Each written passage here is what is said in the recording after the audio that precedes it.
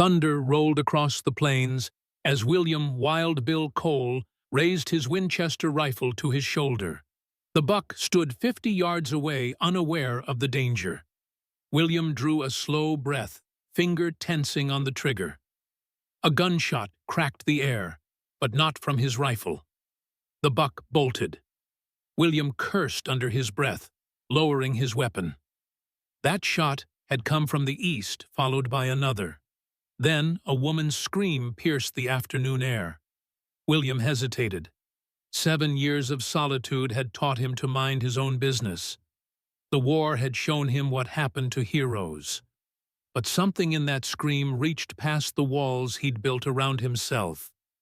He moved through the tall grass toward the sound rifle ready. The storm was building dark clouds swelling overhead. As he crested a small rise, he saw them 5 riders pursuing a lone figure across the open plain. The figure was a woman, her dress torn and fluttering behind her like a wounded bird. One rider raised his pistol and fired. The woman stumbled but kept running, her hands clutching her belly. Pregnant. William's jaw tightened. 7 years of minding his own damn business. 7 years of peace. He raised his Winchester and fired a warning shot over the riders' heads. They reined in hard, scanning the horizon. William stood tall on the ridge, making himself visible. "That's far enough," he shouted over the rising wind. The lead rider spotted him and gestured to the others. They exchanged words William couldn't hear, then wheeled their horses around and galloped away. Too easy, he thought. They'd be back. William approached the woman cautiously. She had collapsed in the grass, her breathing ragged. Her fine dress, once white, now stained with blood and dirt, marked her as no ordinary settler's wife. Dark hair spilled over shoulders that shook with each painful breath. When he knelt beside her, she flinched away. "Easy now," William said. "I'm not with them." Her face turned toward him, young, maybe mid-20s, with features that might have been beautiful before the bruising and swelling. One eye was nearly closed, her lip split and bleeding. But it was the raw, angry wound on her shoulder that made William's stomach turn. Someone had carved a letter into her flesh, L. Her good eye focused on him. "Don't let me die," she whispered, her voice cracking. Then her eye rolled back, and she went limp in his arms. William noticed a silver necklace around her neck. He gently turned the pendant to read the inscription. The Whitmore family crest was etched beside it. "Hell," William muttered. The Whitmores owned half of Dodge City and had the other half in their pocket. This was exactly the kind of trouble he'd sworn to avoid. The first heavy drops of rain began to fall. The woman moaned, her hand protectively covering her swollen belly. William made his decision. "Hang on," he said, though he wasn't sure she could hear him. He lifted her carefully, surprised at how light she felt, despite her pregnancy. His cabin was 3 miles east. He could make it before the worst of the storm hit. The old cabin creaked under the assault of the storm. William had built it with his own hands after settling in Kansas Territory back when he still had dreams of a family. Now it housed only him and his memories. He laid the woman on his bed, the same bed where Hannah had drawn her last breath 7 years ago. The irony wasn't lost on him. Working quickly, William heated water and gathered what few medical supplies he had. The woman remained unconscious as he cleaned her wounds. The brutal marking on her shoulder would scar badly. It had been carved deliberately with a steady hand. As he worked, William's mind wandered back to the war. He'd been a scout for the 7th Cavalry, one of the best. He'd saved countless men with the basic medical skills he'd learned on battlefields from Bull Run to Little Bighorn. But he couldn't save the one person who'd mattered most. Hannah had contracted cholera in the summer of '71. William had tried everything emptied their savings on doctors and medicines. None of it had mattered. She'd withered away in this very bed while he watched helpless. After burying her, William had retreated from the world. He sold furs and hunted game, coming to town only when absolutely necessary. The people of Dodge City had learned to leave the strange, scarred man alone. The woman stirred, murmuring something in her fever. William pressed a cool cloth to her forehead. Her eyelids fluttered, then opened. For a moment, confusion clouded her gaze, then fear. "Where am I?" she asked, trying to sit up. "Easy," William said gently, pressing her back down. "You're safe. My cabin's about 10 miles outside Dodge City." She glanced around the sparse room, taking in the rough-hewn furniture and single-oil lamp. Thunder crashed outside, making her flinch. "Those men," she said. "Are they gone for now?" William replied. "Storm's keeping them away, but they'll be back once it passes." She nodded, wincing at the pain the movement caused. "I'm Eliza," she said. "Eliza May Whitmore." William had guessed as much from the necklace. The Whitmores had 2 daughters, Lydia, the elder, who had married Earl Whitmore, no relation, despite the shared surname, and become the most powerful woman in Dodge City, and Elizabeth May the younger, rarely seen in public. "William Cole," he said simply. Recognition flickered in her eyes. "The Scout. From the 7th. William's surprise must have shown on his face. "My father spoke of you," she explained. "He supplied the regiment before Little Bighorn." The old battlefield flashed in William's mind, the screams, the blood, the few survivors like himself fighting their way out. Old man Whitmore had been there selling supplies right up until the massacre. William had seen him fall an arrow through his chest. "Your father was a brave man," William said, the words automatic hollow. A bitter smile touched Eliza's cracked lips. "He was a lot of things." Another crash of thunder and the cabin shuddered. Eliza's hand moved protectively to her belly. "How far along?" William asked. 7 months, she replied, her voice dropping to a whisper. I didn't." William nodded, understanding all too well what she wasn't saying. "The wound on your shoulder. Who did that to you?" Eliza's eyes filled with tears. "My sister," she said. "Lydia." William had seen Lydia Whitmore from a distance, cold, elegant, conducting her charity work with the same precision with which she apparently tortured her own sister. "Why?" he asked, though he suspected he already knew. Eliza's hand tightened on her belly. "She found out about the baby, but she didn't blame her husband. She blamed me." Her voice broke.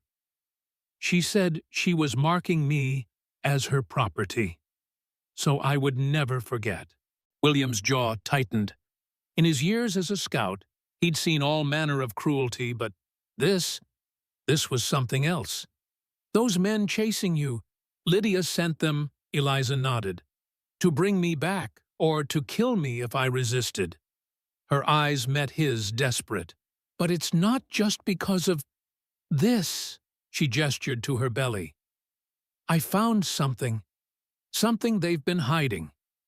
Outside, lightning split the sky, illuminating the cabin in harsh white light. In that flash, William saw something in Eliza's eyes that he recognized, the look of someone who had discovered too late that the world was not what they'd believed it to be. "Earl, my sister's husband, has a book, a ledger with all his business dealings. He's been working with the railroad, stealing land from farmers and Indian tribes, bribing officials." Her voice dropped even lower. "There are names in there, people who disappeared." William sat back, processing this information. The railroad had been pushing west aggressively, cutting through territories with little regard for who already lived there. It was a story as old as America itself. "I took it," Eliza continued. "I was going to bring it to the federal marshal in Hayes City, but Lydia caught me before I could leave." "Where is it now?" William asked. "Hidden. Somewhere they'll never look." A hint of defiance crossed her battered face. "I won't tell you where. It's safer if you don't know." Smart girl, William thought. Aloud he said, "Rest now. We'll figure this out come morning." But as he moved to stand, Eliza grabbed his wrist with surprising strength.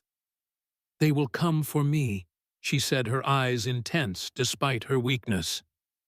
"And when they do, they'll kill you too. You should have left me out there." William gently removed her hand. "I've made worse decisions." He moved to the window, peering out into the storm. The rain fell in sheets, obscuring everything beyond a few yards. But storms passed, and when this one did, hell would follow. Eliza's voice came soft from the bed. "Why did you help me?" William continued, staring into the rain, not turning. "I've watched enough people die," he said finally. "Guess I'm tired of it." The storm raged through the night. William dozed in his chair rifle across his lap, jerking awake at every crash of thunder. Near dawn, Eliza's fever broke. She slept more peacefully now, her breathing steadier. William was making coffee when he felt the prickle on the back of his neck that had saved his life countless times in the war. Someone was watching the cabin. He moved silently to the window, careful to stay out of sight. At first he saw nothing but the gray light of early morning filtering through the trees. Then movement caught his eye, a figure standing motionless at the edge of the clearing. William reached for his rifle, then stopped. The figure wore buckskins, not the clothes of the riders from yesterday. Even from this distance, William could see the long gray hair and proud stance of a warrior. "Son of a bitch," William muttered, a smile tugging at his lips despite the situation. He unbarred the door and stepped onto the porch, rifle lowered but ready. "Thought you were dead, running fox," he called out. The old Cheyenne warrior stepped forward, his weathered face impassive. "I could say the same, hawk eyes." He used the name the Cheyenne had given William during the war for his uncanny ability to spot danger. "What brings you this far south?" William asked. The Cheyenne had been forced onto reservations in the north after Little Bighorn. Running Fox glanced at the cabin. "Trouble follows you as always." He sniffed the air. "Blood. Woman's blood." William nodded. "Whitmore's daughter. She's hurt bad." "Whitmore." Running Fox spat on the ground. Bad medicine, that name." "You know something I don't." The old warrior's eyes narrowed. "Men came to our camp 3 days ago. Not soldiers, hunters. They asked about you." William's blood went cold.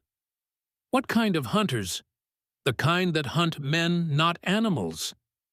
"They carried paper with your face." Running Fox made a gesture like counting money. $500. A bounty. But why William had kept to himself for years, broken no laws. "What did you tell them?" he asked. Running Fox's expression remained unchanged. That hawk eyes died at Little Bighorn, like the stories say. William nodded his thanks. "You shouldn't be here, old friend. It's not safe." "For you, perhaps." A rare smile crossed the warrior's face. "For me, this is nothing. The men who hunt you, they are not the ones who chased the woman. Different men, different purpose." Before William could respond, Running Fox held up his hand, head tilting. "Horses," he said. "Many. Coming fast." William heard it now, too, the thunder of hooves approaching from the east. Not the riders from yesterday, coming from a different direction. "Bounty hunters." "Whitmore's men." Either way, they meant trouble. "Inside," William said urgently. "There's a woman. I know a place." Running Fox interrupted. "Safe. For her, for the child she carries." William hesitated only a moment. Running Fox had saved his life at Little Bighorn, guiding him and the few other survivors through Sioux territory. If anyone could be trusted, it was him. "Give me 5 minutes," William said, turning back to the cabin. Inside, Eliza was awake, sitting up in bed with obvious pain. "Someone's coming," she said, eyes wide with fear. "Yes," William replied, gathering what few supplies they might need. "Can you ride?" She nodded, though uncertainty crossed her face. "If I must?" "You must," William said, tossing her a worn coat that had once belonged to Hannah. "My friend outside knows somewhere safe." "Friend?" Eliza's voice was skeptical. "Cheyenne. Saved my life more times than I can count." William handed her his canteen. "Drink. We've got a long ride ahead." As Eliza pulled on the coat, her sleeve fell back, revealing the angry L carved into her shoulder. The wound was red and inflamed, but no longer bleeding. It would leave a scar that would never fully fade, a permanent reminder of her sister's cruelty. William helped her to her feet. She swayed slightly but remained standing. Tougher than she looks, he thought. "The book," she said suddenly. "Earl's ledger. I need to go back for it." William shook his head. "No time. Those riders will be here any minute." "You don't understand," Eliza insisted, gripping his arm. "That book is the only proof. Without it, they'll get away with everything." Before William could argue further, Running Fox appeared in the doorway. "Now," he said simply. The approaching riders were close enough that William could hear individual hoofbeats. He made a quick decision. "Where did you hide it?" he asked Eliza. She hesitated, then said, "The old Pearson farm. There's a loose floorboard in what used to be the kitchen. Under it, wrapped in oilcloth." William nodded. "I'll come back for it. Right now, we need to get you somewhere safe." He helped Eliza onto his mare, then mounted behind her. Running Fox had already disappeared into the trees on his pinto pony, leading the way. As they rode away from the cabin, William glanced back. Just in time to see the first riders emerge from the tree line, 6 men heavily armed. At their head rode a man William recognized with a jolt. Captain Thomas Reynolds, formerly of the 7th Cavalry. The same man who 15 years ago had testified against William in a military tribunal, claiming he'd abandoned his post during a crucial battle. The testimony that had nearly cost William his career, his reputation, everything. Reynolds spotted them and shouted something to his men. Rifles were raised. "Ride!" William urged, spurring the horse forward into the cover of the trees. The sound of gunshots followed them, bullets splintering bark inches from their heads. Running Fox led them through a maze of gullies and ravines, routes no white man would know. Eventually, the sounds of pursuit faded, but William kept checking over his shoulder. Reynolds's appearance was no coincidence. Something bigger was happening here, something connected to Eliza the Whitmores, and a past William had tried desperately to forget. As they crested a hill, Eliza gasped. Before them stretched a massive expanse of open prairie. In the distance, a line of smoke rose from what appeared to be a small encampment. "My people," Running Fox said simply. "I thought all the Cheyenne were forced north," William said, surprise evident in his voice. "Not all," Running Fox replied. "Some hide, some wait." His eyes, black as coal, fixed on William. "Some remember." They rode toward the encampment in silence. William felt Eliza trembling against him from exhaustion, pain, or fear he couldn't tell. Probably all three. "These people," she said quietly. "Will they help us?" William thought about the years of broken treaties, stolen land, and slaughtered villages. The Cheyenne had every reason to hate white faces. "They'll help me," he said finally, "and you're with me." As they approached the camp, figures emerged from the teepees, women, children, and a few old men. No warriors in their prime. Those had all been killed or captured years ago. These were the survivors clinging to a way of life that the U.S. government was determined to eradicate. A very old woman stepped forward, her face a map of wrinkles, her eyes sharp as a hawk's. She spoke to Running Fox in Cheyenne. He replied, gesturing toward William and Eliza. The old woman approached, staring up at Eliza with unnerving intensity. "Come," she said in heavily accented English. "Medicine woman, help." William helped Eliza dismount. She stumbled, nearly falling, and he caught her against his chest. For a moment, they were close enough that he could feel her heart racing, see the flecks of gold in her brown eyes.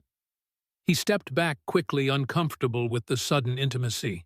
As the old woman led Eliza toward a teepee, Running Fox touched William's arm. "We talk," he said. "Important." They walked to the edge of the camp. Running Fox pulled something from his pouch, a wanted poster, yellowed and creased. William's own face stared back at him, younger but unmistakable. "Where did you get this?" William asked, his mouth suddenly dry. "Man who came to reservation, asked many questions." Running Fox's eyes were grave. "He say you kill woman, white woman." William's hand tightened on the paper. "That's a damn lie." "I know," Running Fox nodded. "But why they hunt you now, after many winters?" It was a good question. William had been living peacefully, if not happily, for 7 years. Why come after him now? "The Whitmores," he said slowly, the pieces beginning to connect. "Eliza said her father supplied the 7th Cavalry. He would have known about the trial, about Reynolds's testimony." "Dead men tell no tales," Running Fox said, "but their ghosts sometimes speak." Before William could respond, a shout came from the camp. They turned to see a young boy running toward them, pointing frantically to the south. Running Fox listened to the boy's rapid Cheyenne, his face darkening. "Bluecoats," he translated for William. "Many. Coming this way." William's heart sank. Soldiers. Either following Reynolds or sent separately, it didn't matter. Their presence would be devastating for this small band of Cheyenne living off the reservation. "We need to go," William said.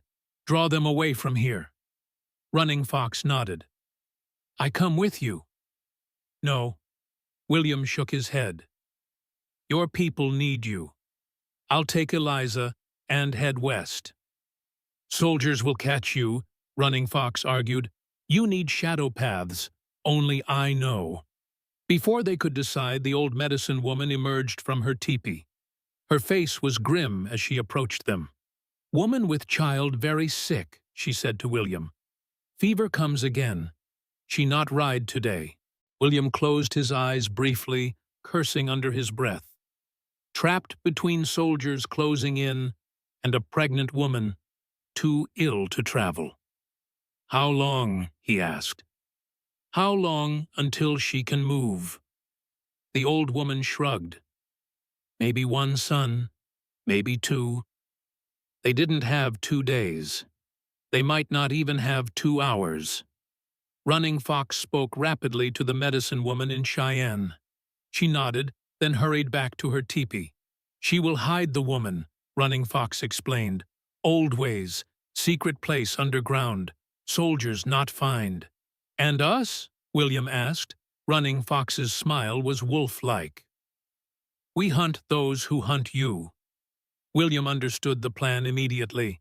They would lead the soldiers and bounty hunters away from the camp, giving Eliza time to recover. It was dangerous, possibly suicidal, but it was their only option. He strode back to the medicine woman's teepee, ducking inside. Eliza lay on a bed of furs, her face flushed with renewed fever. The old woman was preparing some kind of herbal remedy, grinding plants with a stone mortar. "Eliza," William said softly, kneeling beside her. "I have to go." Her eyes fluttered open, glazed, but somehow still alert. "They're coming, aren't they?" "Yes, but you'll be safe here.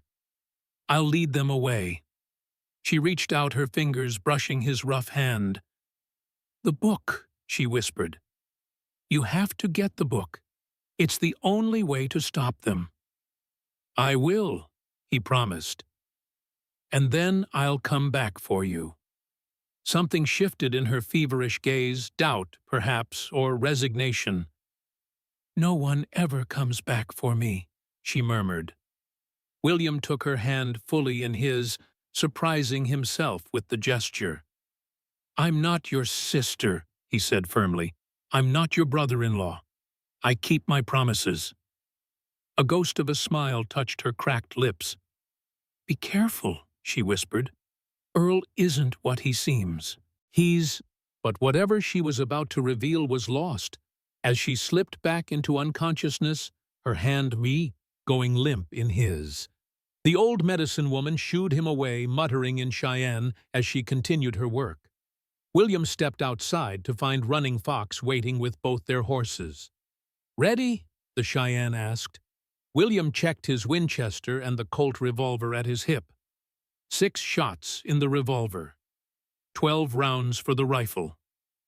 Not much against whatever force was pursuing them, but it would have to do. "Ready," he confirmed. As they mounted up, William glanced back at the teepee where Eliza lay hidden. He'd known her less than a day, yet somehow he felt responsible for her in a way he hadn't felt for anyone since Hannah. It wasn't love, nothing so simple or clean. It was something older, more primal. A duty to protect. Running Fox followed his gaze. "You care for this woman," he observed. "I care about justice," William corrected. "And she's been wronged." The Cheyenne's weathered face remained impassive, but his eyes held a knowing look. "The heart has reasons that reason cannot know," he said. It sounded like a quote, but from what William couldn't guess. "Let's ride," William said, turning his horse westward. As they galloped away from the camp, William couldn't shake Eliza's unfinished warning from his mind. Earl isn't what he seems. What had she meant? And why was a military captain leading bounty hunters after him, now 15 years after the trial? The answers he suspected lay in that hidden ledger, and in the past he'd tried so hard to bury. Behind them, dust clouds rose on the horizon. The hunt was on, but this time, William wasn't the prey. He was the predator. The sun climbed high as William and Running Fox rode westward across the open prairie. They kept to shallow depressions and gullies where possible leaving tracks obvious enough to follow but difficult to track from a distance. A careful balance they needed to draw their pursuers away from the Cheyenne camp without getting caught themselves. William's mind kept returning to Eliza, feverish and vulnerable, in the medicine woman's teepee, and to her cryptic warning, Earl isn't what he seems. What secret was she keeping? Something important enough that Lydia Whitmore would carve her own initial into her sister's flesh to get it. "You think too loud," Running Fox said, breaking the silence. William grunted. "Got a lot to think about. The woman, the book, the men who hunt you." Running Fox nodded. "Big thoughts." "That trial was 15 years ago," William said, eyes scanning the horizon. "Why come after me now?" Running Fox considered this. Maybe not about past. Maybe about now. William frowned. "What do you mean, white man's paper?" Running Fox gestured vaguely. "Book the woman spoke of. Maybe it connects to old trial." It was possible. The military tribunal had centered around William allegedly abandoning his post during a crucial supply run, leaving settlers vulnerable to attack. Reynolds had testified that William had been paid to look the other way, while contraband supplies were diverted. The charges were never proven, but the stain remained. "We need that ledger," William decided. "The Pearson farm isn't far from here." Running Fox shook his head. "Bluecoats will watch farm. Too dangerous now." He was right, of course. Reynolds would have men stationed at any place Eliza might have hidden evidence. "Then we need a new plan," William said. Running Fox pointed to a line of cottonwoods in the distance. "Water there. Good place to rest horses. Make plan." As they approached the small creek, William noticed smoke rising beyond the tree line, a campfire or chimney. Caution made him draw his Winchester. "Someone's there," he murmured. Running Fox nodded, sliding silently from his horse. "I see." They approached on foot, leading their horses through the dappled shade of the cottonwoods. The sound of metal striking metal echoed through the trees, rhythmic, purposeful. A blacksmith. The trees opened onto a small clearing where a crude forge had been set up beside a half-built cabin. A massive black man worked the bellows, his powerful arms glistening with sweat, as he hammered a glowing piece of metal. William recognized him immediately. "Henderson." Jacob Henderson looked up, surprise and wariness crossing his face in equal measure. He set down his hammer and reached for a shotgun, leaning against the forge. "That's far enough," he called out. "State your business." "It's William Cole," William replied, stepping into the clearing with his hands visible, "from the 10th Kansas." Recognition dawned in Henderson's eyes. "Lieutenant Cole." He lowered the shotgun slightly. "Thought you were dead." "Not yet," William said, though plenty seem eager to change that. Henderson's gaze shifted to Running Fox, who had remained partially concealed in the trees. "Your friend can come out too. I don't shoot unless threatened." Running Fox emerged, his face impassive. Henderson nodded respectfully to the Cheyenne, then turned back to William. "What brings you to my forge, Lieutenant? Been a long time since Chattanooga." "Not a lieutenant anymore," William corrected. "And I could ask you the same. Last I heard, you had a shop in Dodge City." A shadow crossed Henderson's face. "Had being the operative word." He gestured for them to sit on rough-hewn logs beside the forge. "Whitmore foreclosed. Claimed I was behind on payments to the bank."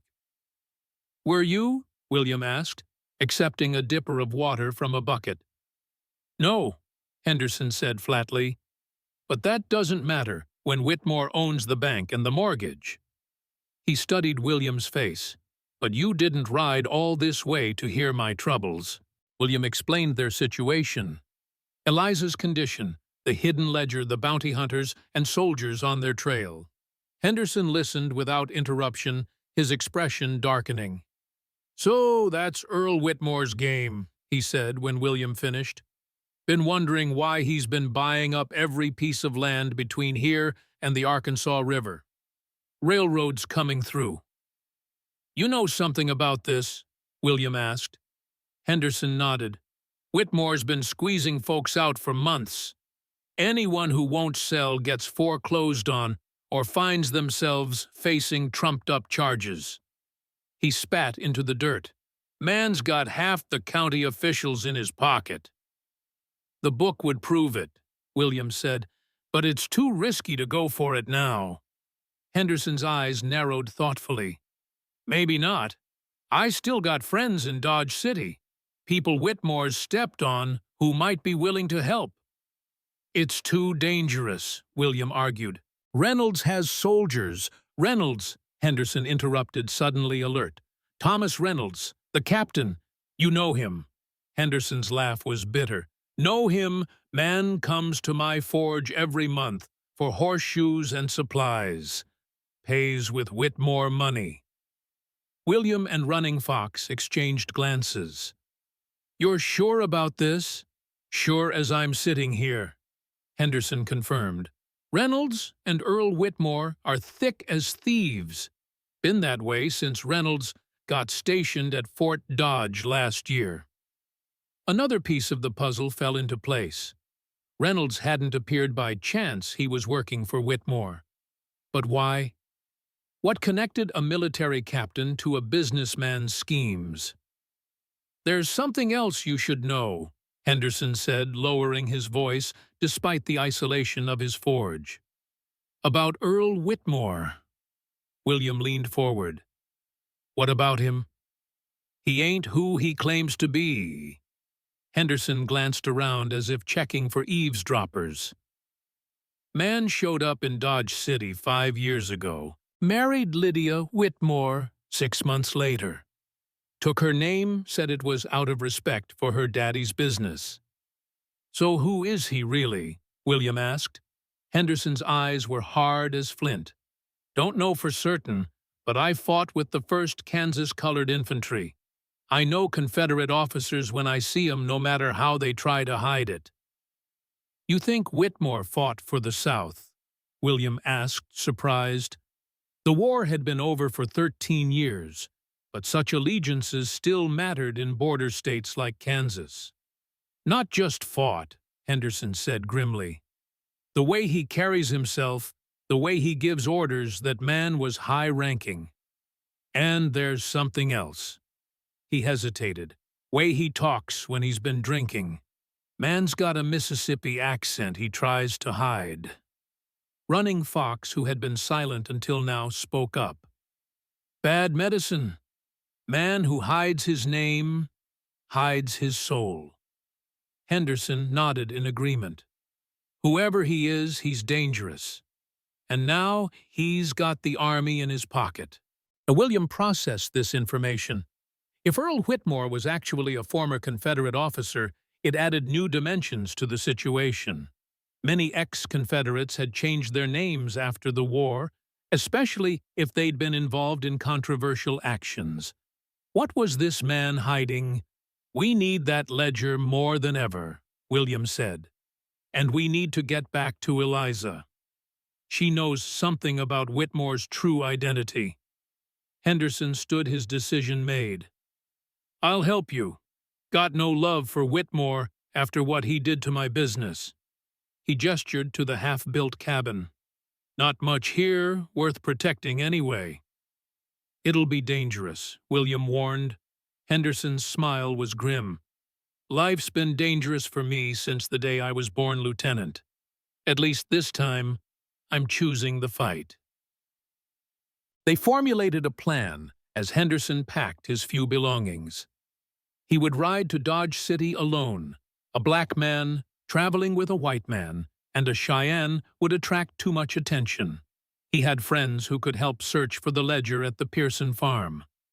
Meanwhile, William and Running Fox would circle back toward the Cheyenne camp to check on Eliza. If she was well enough to travel, they would move her to Henderson's forge Reynolds, and his men would be looking for them on the open prairie, not at an abandoned blacksmith's camp. 3 days, William told Henderson. "If we're not back by then, head to Fort Hays and ask for Marshal Davis. Tell him everything." Henderson nodded, mounting his mule. "Watch your back, Lieutenant. Whitmore's not the only one with resources." As Henderson rode east toward Dodge City, William and Running Fox headed north, taking a circuitous route that would eventually lead them back to the Cheyenne camp. They rode in silence, each man lost in his own thoughts. The sun was beginning its westward descent when Running Fox suddenly reined in his horse, head cocked as if listening. "Riders," he said, "coming fast." William heard it moments later, the thunder of hooves approaching from the east. They quickly guided their horses into a shallow ravine, concealing themselves behind a cluster of boulders. 6 riders galloped past, heading west the direction William and Running Fox had been traveling earlier. William recognized Reynolds at their head, his military posture unmistakable even in civilian clothes. "They still follow our trail," Running Fox observed. "Good," William nodded. The deception was working. Reynolds was being drawn away from both the Cheyenne camp and Dodge City, but it wouldn't last forever. Eventually, they'd realize they'd been misled. "We should keep moving," William said. "Cut north once it's dark." As they prepared to mount up, Running Fox froze, his hand raised for silence. William heard it too, another horse approaching slowly. They pressed themselves against the ravine wall. A lone rider appeared, moving cautiously along their trail. Not one of Reynolds's men. This rider was smaller, hunched in the saddle, as if injured or tired. The rider stopped directly above their hiding place, scanning the horizon. Then, to William's shock, a woman's voice called out, "I know you're there, Cole. I can track as well as any scout." William exchanged a glance with Running Fox, who shrugged slightly. Carefully, Winchester ready, William emerged from behind the boulders. The rider was indeed a woman, middle-aged with steel-gray hair, visible beneath a wide-brimmed hat. She wore men's clothing and had a rifle across her saddle. Her face was lined with years of sun and hardship, but her eyes were sharp and intelligent. "Sarah Winters," she introduced herself, not bothering to dismount. "I'm a friend of Eliza's." William kept his rifle ready. "Prove it." The woman reached slowly into her pocket and withdrew a silver pendant identical to the one Eliza wore, but with Sarah engraved instead of May. "I was the Whitmore girls' governess," she explained. "Raised them both after their mother died." "Why are you here?" William demanded, still suspicious. "Eliza sent me," Sarah replied. "She's better. The fever broke. She told me to find you to warn you."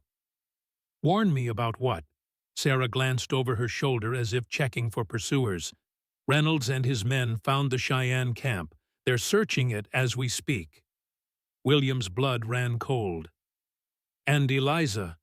"Safe for now. The old woman hid her well." Sarah's expression was grim. "But they're tearing the camp apart. It's only a matter of time." Running Fox had emerged from hiding his face, a mask of controlled anger. "My people, unharmed last I saw," Sarah assured him. "Reynolds seems focused on finding Eliza, not punishing the Cheyenne." Small mercies, William thought. "We need to go back." Sarah shook her head. "That's what they're expecting. Reynolds has men waiting in ambush along the direct route." She pointed west. "Eliza said to tell you she's been moved. The medicine woman took her to Spirit Cave." Running Fox's eyes widened slightly, the only indication of his surprise. "Sacred place. Very hidden." "Eliza also said to tell you that Henderson won't find the ledger," Sarah continued. "She lied about its location. She was delirious with fever when she told you about the Pearson farm." William cursed under his breath. "Then where is it?" Sarah's eyes met his, steady and serious. "She wouldn't tell me. Said it was safer if fewer people knew." She hesitated. "But she did say something else. She said, 'Tell William that Earl is Richard.'" William frowned. "Richard? Who's Richard?" "Richard Whitmore," Sarah replied, her voice dropping to almost a whisper. "Lydia and Eliza's older brother, supposedly killed at Antietam in '62. William and Running Fox exchanged shocked glances. Henderson had been right. Earl Whitmore wasn't who he claimed to be. But neither of them had expected this. "That's impossible," William said. "Lydia married her own brother." Sarah's face was grim. Lydia would do anything for power and money. When their father died at Little Bighorn, the estate was to be divided equally among the surviving children. But with Richard dead, it went to the girls. So Richard returns from the grave, marries his sister, and consolidates control of the Whitmore fortune, William reasoned. "But why wait all these years? The war changed many men," Sarah said simply, "and not for the better." A disturbing thought occurred to William. Eliza's child? Sarah's expression confirmed his worst suspicions. Yes, that's why Lydia tried to kill her.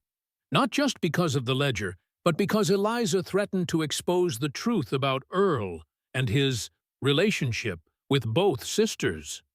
William felt sick. The depravity went deeper than he'd imagined. No wonder Eliza had been desperate to escape. "We need to get to Spirit Cave," he said, "before Reynolds figures out where she's been taken." Sarah nodded. "I'll lead you part of the way, but then I need to return to Dodge City.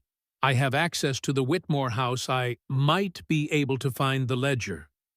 As they prepared to ride, Running Fox touched William's arm. "Spirit Cave sacred to my people. White men not allowed." "Eliza's there," William pointed out. "Medicine woman's decision," Running Fox replied. "But you? Different problem." William understood the dilemma. The Cheyenne had already risked much by sheltering Eliza. Bringing a white man to a sacred site might be a step too far. "I'll get as close as I can," William promised. "You go ahead. Make sure she's safe." Running Fox studied him for a long moment, then nodded. "I go now. Follow North Star.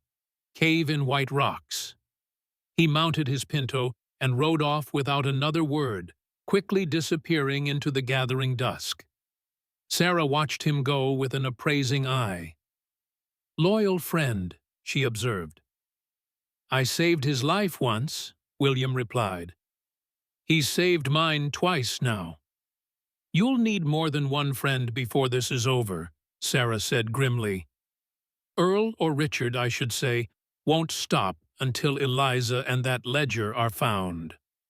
They rode north as darkness fell, Sarah leading the way through terrain she seemed to know well. William's mind raced with the new information. Richard Whitmore, presumed dead for 16 years, had returned with a new identity to claim what he saw as his birthright. And he'd been willing to commit the most taboo acts imaginable to get it. But something still didn't add up. Why is Reynolds involved? William wondered aloud. What's his stake in this? Sarah glanced back at him. You really don't know. Know what? Reynolds was Richard Whitmore's commanding officer in the war. They served together in the 2nd Kansas Cavalry. William nearly reined in his horse in shock. Reynolds fought for the Union. You said Richard was killed at Antietam. That's a Confederate defeat. Sarah's laugh was bitter. The story of Richard dying at Antietam was fabrication, a cover story. The truth is much worse. She paused, choosing her words carefully. Richard Whitmore wasn't killed in the war. He deserted, stole his unit's payroll, and disappeared. Reynolds was the one who reported him missing, presumed dead. So Reynolds knew all along that Richard was alive, William concluded. He helped fake his death. For a price, I'd imagine, Sarah agreed. And now Reynolds is helping Richard again, keeping his secret using military resources to hunt down Eliza. The pieces were falling into place, but one question remained. What does any of this have to do with me? Why put a bounty on my head after all these years? Sarah reined in her horse, turning to face William fully. Because you were there, William, at Little Bighorn. You saw Old Man Whitmore die. So did a lot of men, William pointed out. The few who survived anyway.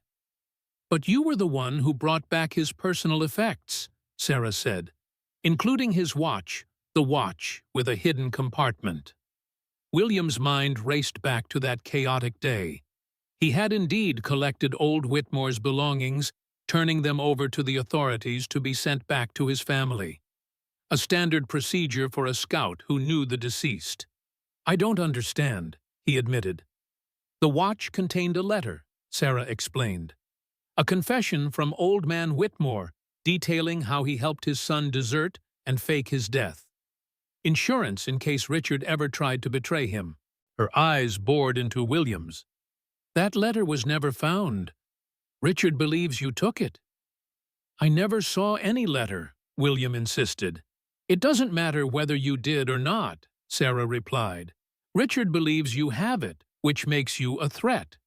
That's why he's activated the old bounty from your trial to eliminate you before you can expose him. The full magnitude of the situation dawned on William. He wasn't just caught in a family dispute or a land-grabbing scheme. He was entangled in a web of desertion fraud and possibly treason that stretched back to the war. We need that ledger, he said, and we need to get Eliza somewhere safe, beyond Richard and Reynolds' reach. Sarah nodded in agreement. The territorial governor is in Hayes City next week. If we can get Eliza and the ledger there, we might find justice. That's a big if, William observed. It's the only chance we have, Sarah replied. She pointed to a ridge of pale limestone jutting from the prairie ahead. White rocks. Spirit Cave is somewhere in there. This is as far as I go. William dismounted, offering his hand to Sarah. Thank you. She took it briefly. Don't thank me yet. We're all still in danger. She hesitated. William, when you see Eliza, tell her I'm sorry for not protecting her better. With that, she turned her horse east and rode away, a solitary figure quickly swallowed by the darkness. William led his horse toward the limestone ridge, searching for any sign of running fox or the hidden cave. The night was clear, stars spread across the sky like diamond dust. Under different circumstances, it might have been beautiful. As he approached the rocks, a shadow detached itself from the larger shadows. Running Fox materialized like a spirit, his face grave. You came, he said simply. How is she? William asked. Stronger. Medicine woman's herbs good. Running Fox hesitated. She asks for you. Take me to her. Running Fox shook his head. Cannot. Sacred place. He seemed to struggle with himself before continuing. But she can come to you. He disappeared back into the rocks.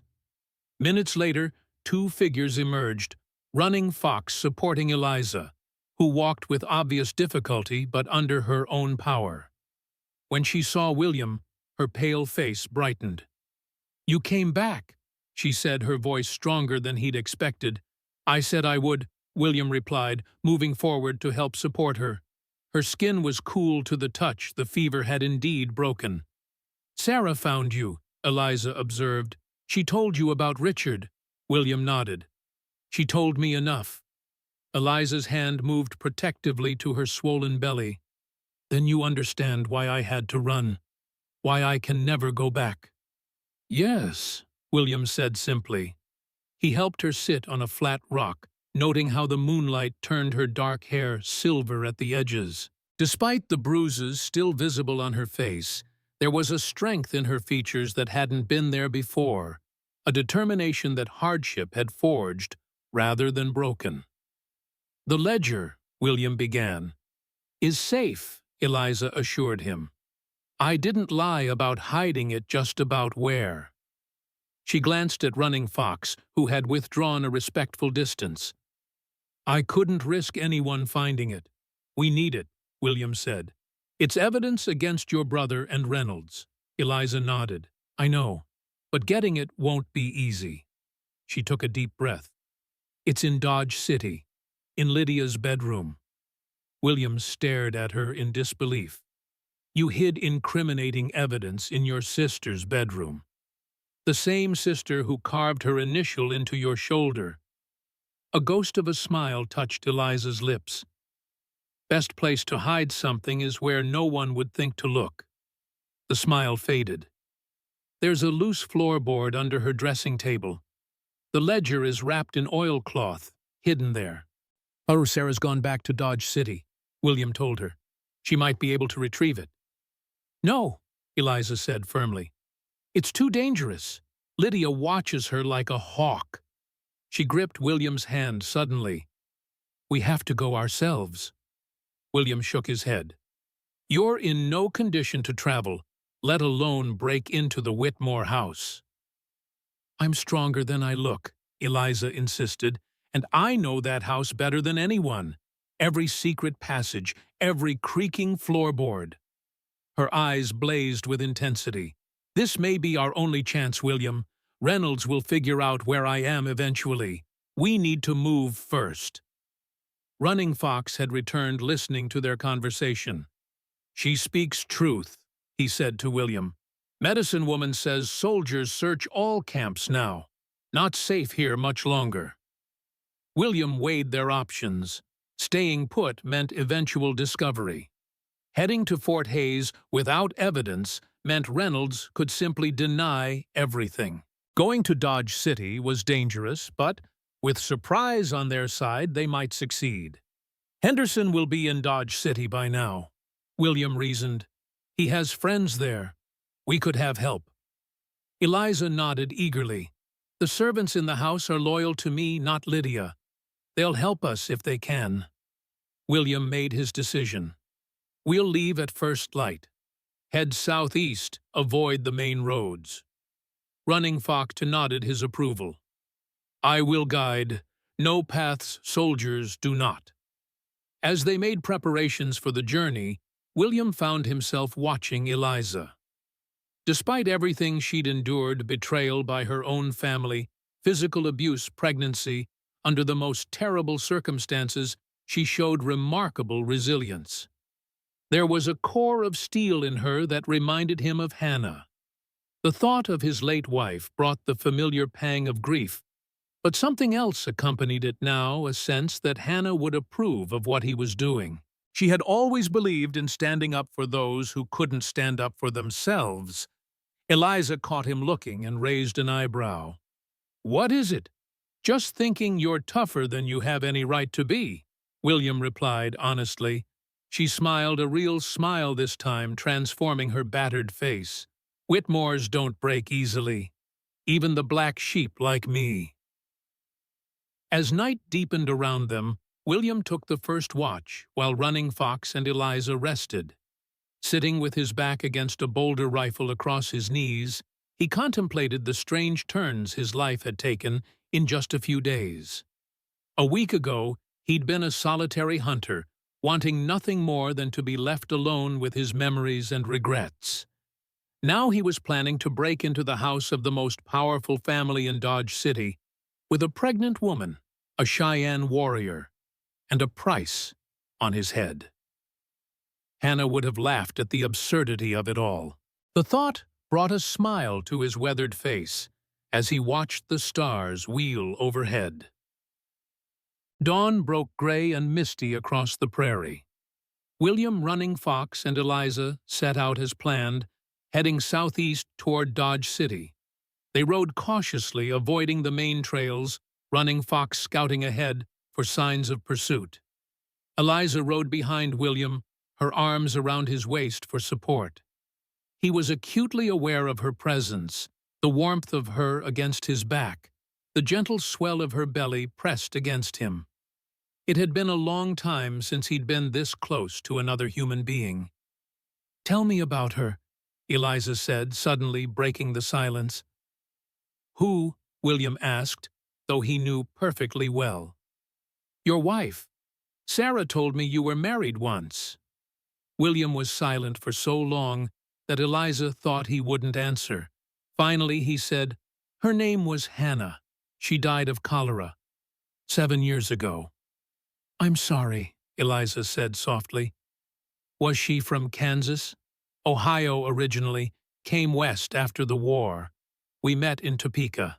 The memories rose unbidden. Hannah's laugh, the way sunlight caught in her hair, her quiet strength during the hard early years of their marriage. "She was a teacher.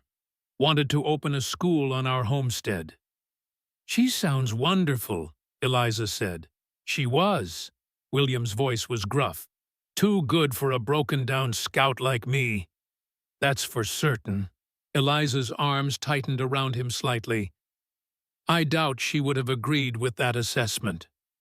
Before William could respond, Running Fox appeared ahead, signaling for them to stop. As they reined in, the Cheyenne rode up, his expression concerned. "Riders coming," he reported. "Many horses, from east." William dismounted, helping Eliza down. "Reynolds." Running Fox shook his head. "Not soldiers. Different." He pointed to a small copse of trees nearby. "Hide there. I will see." They led their horses into the trees while Running Fox disappeared over a rise.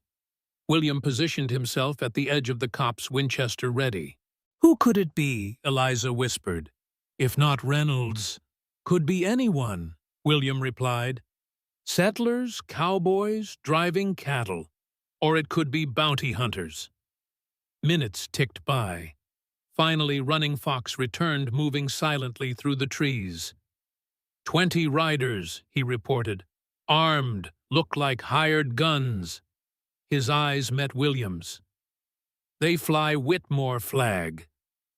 William had seen the Whitmore brand before, a stylized U with a crown above it. If these men were openly displaying it, they weren't trying to be subtle. "Richard must have called in reinforcements," Eliza said, her face pale. "He's not taking any chances." "Which way are they headed?" William asked. "North," Running Fox replied. "Toward Cheyenne camp." Eliza's hand went to her mouth. "The medicine woman, the others who helped me. They'll be punished because of me." "We can't take on 20 armed men," William said, hating the words even as he spoke them. Running Fox's face was impassive, but William could see the conflict in his eyes. These were his people in danger. "Go," William told him. "Warn your people. Get them to safety." Running Fox hesitated. "Mission more important. Ledger stops Whitmore forever. Saves many more people." "Your people need you now," William insisted. "Eliza and I will continue to Dodge City." After a moment's consideration, Running Fox nodded. "You take Pinto," he said, handing William the reins of his horse. "Stronger than your mare. Carry 2 better." William understood what the Cheyenne was offering. The Pinto was not just transportation, but a gesture of trust. These horses were prized possessions among the Plains tribes. "I'll return him when this is over," William promised. Running Fox's smile was grim. "If you live." He clasped William's arm in the warrior's grip. "Ride well, Hawk Eyes." To Eliza he said, "Be strong, Fire Woman." Then he was gone, moving with the silent efficiency that had made him such an effective scout during the war. William helped Eliza mount the Pinto, then swung up behind her. The horse was indeed stronger than his mare, barely registering their combined weight. "Fire Woman," William asked as they rode out of the copse, heading south to avoid the Whitmore riders. Eliza smiled faintly. "The medicine woman called me that. Said I had fire in my spirit, burning away the sickness." William nodded. It was an apt description. Despite everything she'd endured, Eliza's spirit remained unbroken, a fire that refused to be extinguished. They rode in silence for a time, the prairie stretching endlessly around them. Eventually, Eliza spoke again. "William, there's something I haven't told you." Her voice was serious. "About Richard and Reynolds." "What is it?" "They're not just after the Ledger and me." She twisted in the saddle to look at him. "They're planning something bigger. The railroad contract is just the beginning." William frowned. "What do you mean?" "Richard has been corresponding with former Confederate officers throughout the West," Eliza explained. "Reynolds has been helping him, using his position to redirect army supplies, weapons." A cold feeling settled in William's stomach. "You're talking about insurrection." Eliza nodded grimly. "The war never ended for men like Richard. They've just been waiting, planning. The Ledger has details, names, dates, weapon caches." That's why they're so desperate to find it, William realized. It's not just about land fraud, it's treason. Yes, Eliza confirmed, and they'll kill anyone who gets in their way. She paused. Including a former scout who might have evidence from Little Bighorn. As the implications sank in, William spotted something on the horizon, a plume of dust to the west, moving fast. "Riders," he said, squinting against the morning sun. Eliza followed his gaze.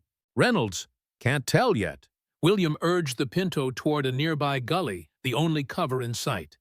"But we're not waiting to find out." They had just reached the gully when the riders came into clear view, 6 men in civilian clothes, but riding with military precision. At their head was Captain Thomas Reynolds. "Down," William whispered, pulling Eliza into the shallow depression. They lay flat, the Pinto ground-tied nearby. The riders were heading straight for them. Had they been spotted?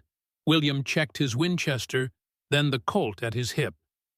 12 rifle rounds, 6 in the revolver. Not enough for a prolonged fight. Eliza clutched his arm.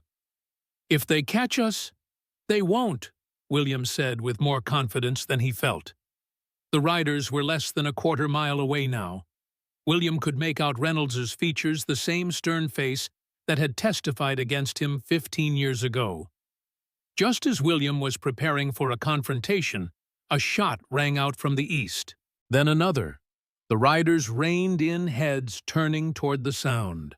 More gunfire erupted, a regular pattern that William recognized as a military signal. Reynolds raised his arm, gesturing to his men, and they wheeled their horses toward the sound, galloping away. "What happened?" Eliza asked, bewildered. William shook his head. "I don't know, but someone just drew them off." He helped her to her feet. "And I'm not questioning the gift. Let's move." They mounted quickly and continued south, pushing the Pinto harder now that danger had been so close. As they rode, William kept turning the situation over in his mind.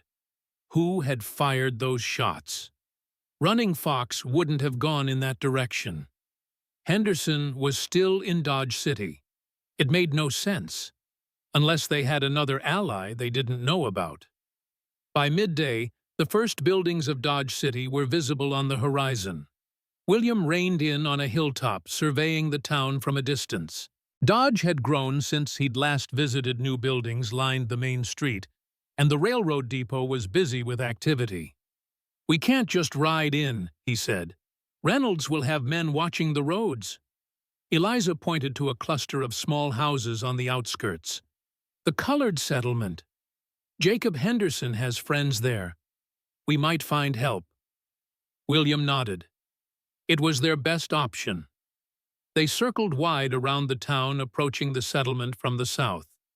As they drew closer, William noted the contrast between these simple homes and the grand buildings of Dodge proper. Even in freedom, the former slaves and their families lived separate and unequal lives. They dismounted at the edge of the settlement, approaching on foot to appear less threatening. A few children playing outside spotted them and ran inside, shouting warnings. Within moments, several men appeared, some carrying shotguns or old army rifles. "State your business," called one, a tall man with graying hair and the bearing of someone accustomed to authority. William raised his hand slightly. "We're looking for Jacob Henderson, or friends of his." The men exchanged glances. The older man stepped forward. "Henderson ain't here. Left yesterday with some crazy plan about breaking into the Whitmore house." His eyes narrowed. "You, William Cole." William tensed. "What if I am—" Unexpectedly, the man smiled. "Then you're the man Henderson said might show up." He lowered his shotgun. "I'm Reverend Washington. Henderson asked me to help if you came looking." Relief flooded through William. "This is Eliza Whitmore," he said, gesturing to her. "She needs shelter protection." Reverend Washington's eyes widened slightly at the name, but he nodded. Miss Eliza, I've heard much about your kindness to our community. He turned, gesturing to a small but neat cabin. My wife will see to your needs. You'll be safe here. As they followed, the Reverend William felt eyes and watching from every window. Word would spread quickly that Eliza Whitmore's sister of the most powerful woman in Dodge City was hiding in the colored settlement. Inside the cabin, they found unexpected news waiting. Henderson had indeed gone to the Whitmore house, but he hadn't gone alone. Sarah Winters had found him in town, and together they had formulated a plan to retrieve the ledger during a party the Whitmores were hosting that very night. They left yesterday to make preparations, Reverend Washington explained. Henderson has a friend who works in the Whitmore kitchens. They're going in disguised as servants. William shook his head in disbelief. That's too dangerous. If they're caught— It was Miss Sarah's idea, the Reverend's wife interjected. Said it was the only way to get close enough. Eliza sank into a chair, her face troubled. Sarah's risking everything for me. For all of us, Reverend Washington corrected. Henderson told us what's in that ledger. If what he says is true, it could stop the Whitmores from driving our people off our land. William moved to the window, peering out at the settlement. These simple homes represented hard-won freedom for people who had endured the unendurable, and Richard Whitmore's schemes threatened to take it all away. When is this party? He asked. Tonight, Reverend Washington replied. All the county officials will be there, even the territorial judge. William turned to Eliza. If Henderson and Sarah succeed, we could take the ledger directly to the judge. No need to wait for the governor in Hayes City. Hope flickered across Eliza's face. It could work. Then doubt followed. But if they're caught, then we need to be ready, William said firmly, to help them or to finish what they started. As they began planning their next move, a young boy burst into the cabin, breathless with excitement. Riders coming, he gasped. Soldiers, lots of them. William was at the window in an instant. Through the trees, he could see dust rising from the main road. Moments later, a column of blue uniformed cavalry appeared, led by a familiar figure. Captain Thomas Reynolds had arrived in Dodge City, and he was bringing the full authority of the U.S. Army with him. William drew back from the window as Reynolds and his cavalry unit passed on the main road. Their destination was clear the Whitmore mansion on the hill overlooking Dodge City. They're not searching the settlement, Reverend Washington observed, relief evident in his voice. Not yet, William replied grimly. But they will.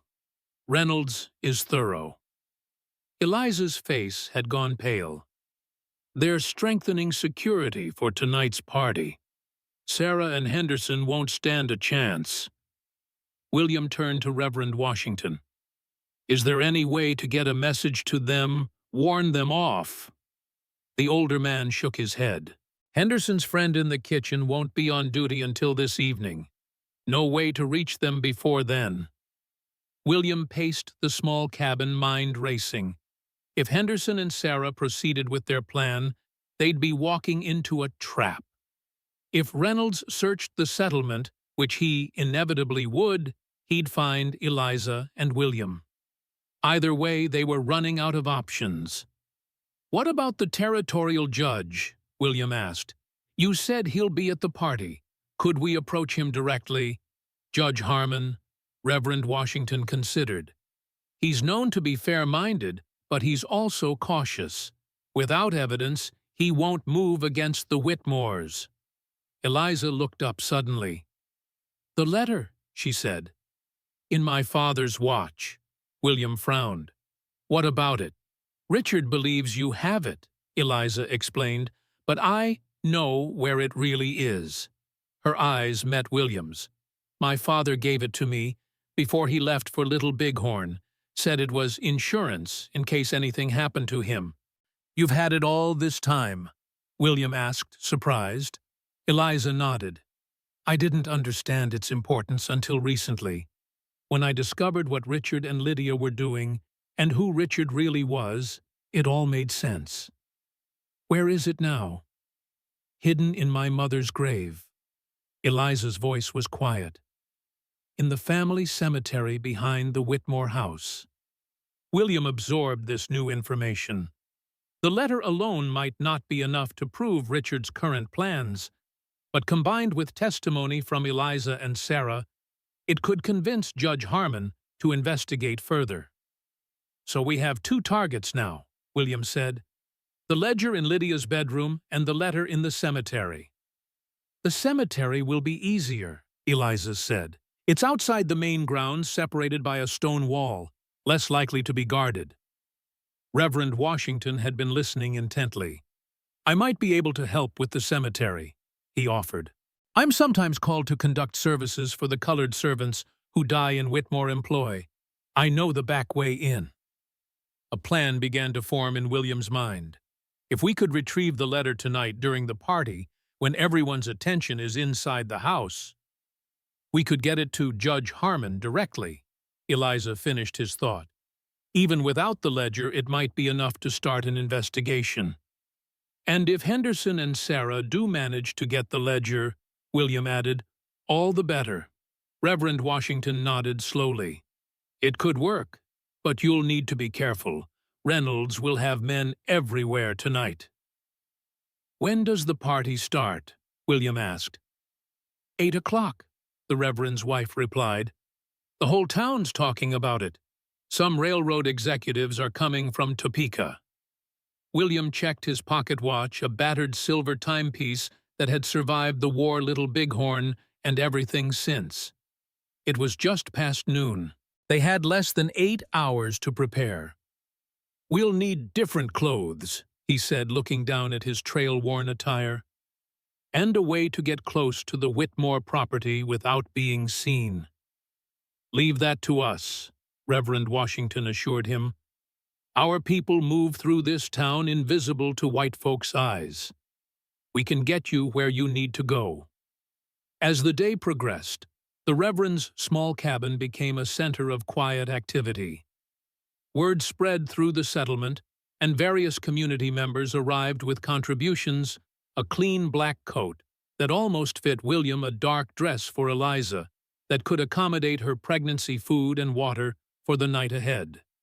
William was surprised by their willingness to help. When he mentioned this to Reverend Washington, the older man smiled sadly.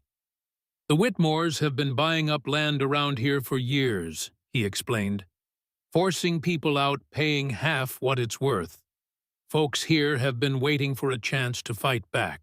By late afternoon, William and Eliza were dressed in their borrowed clothes, unrecognizable from the fugitives who had arrived that morning. William had cleaned his Winchester and Colt, counting his limited ammunition with care. He wouldn't be able to bring the rifle to the cemetery, too conspicuous, but the revolver was hidden beneath his coat.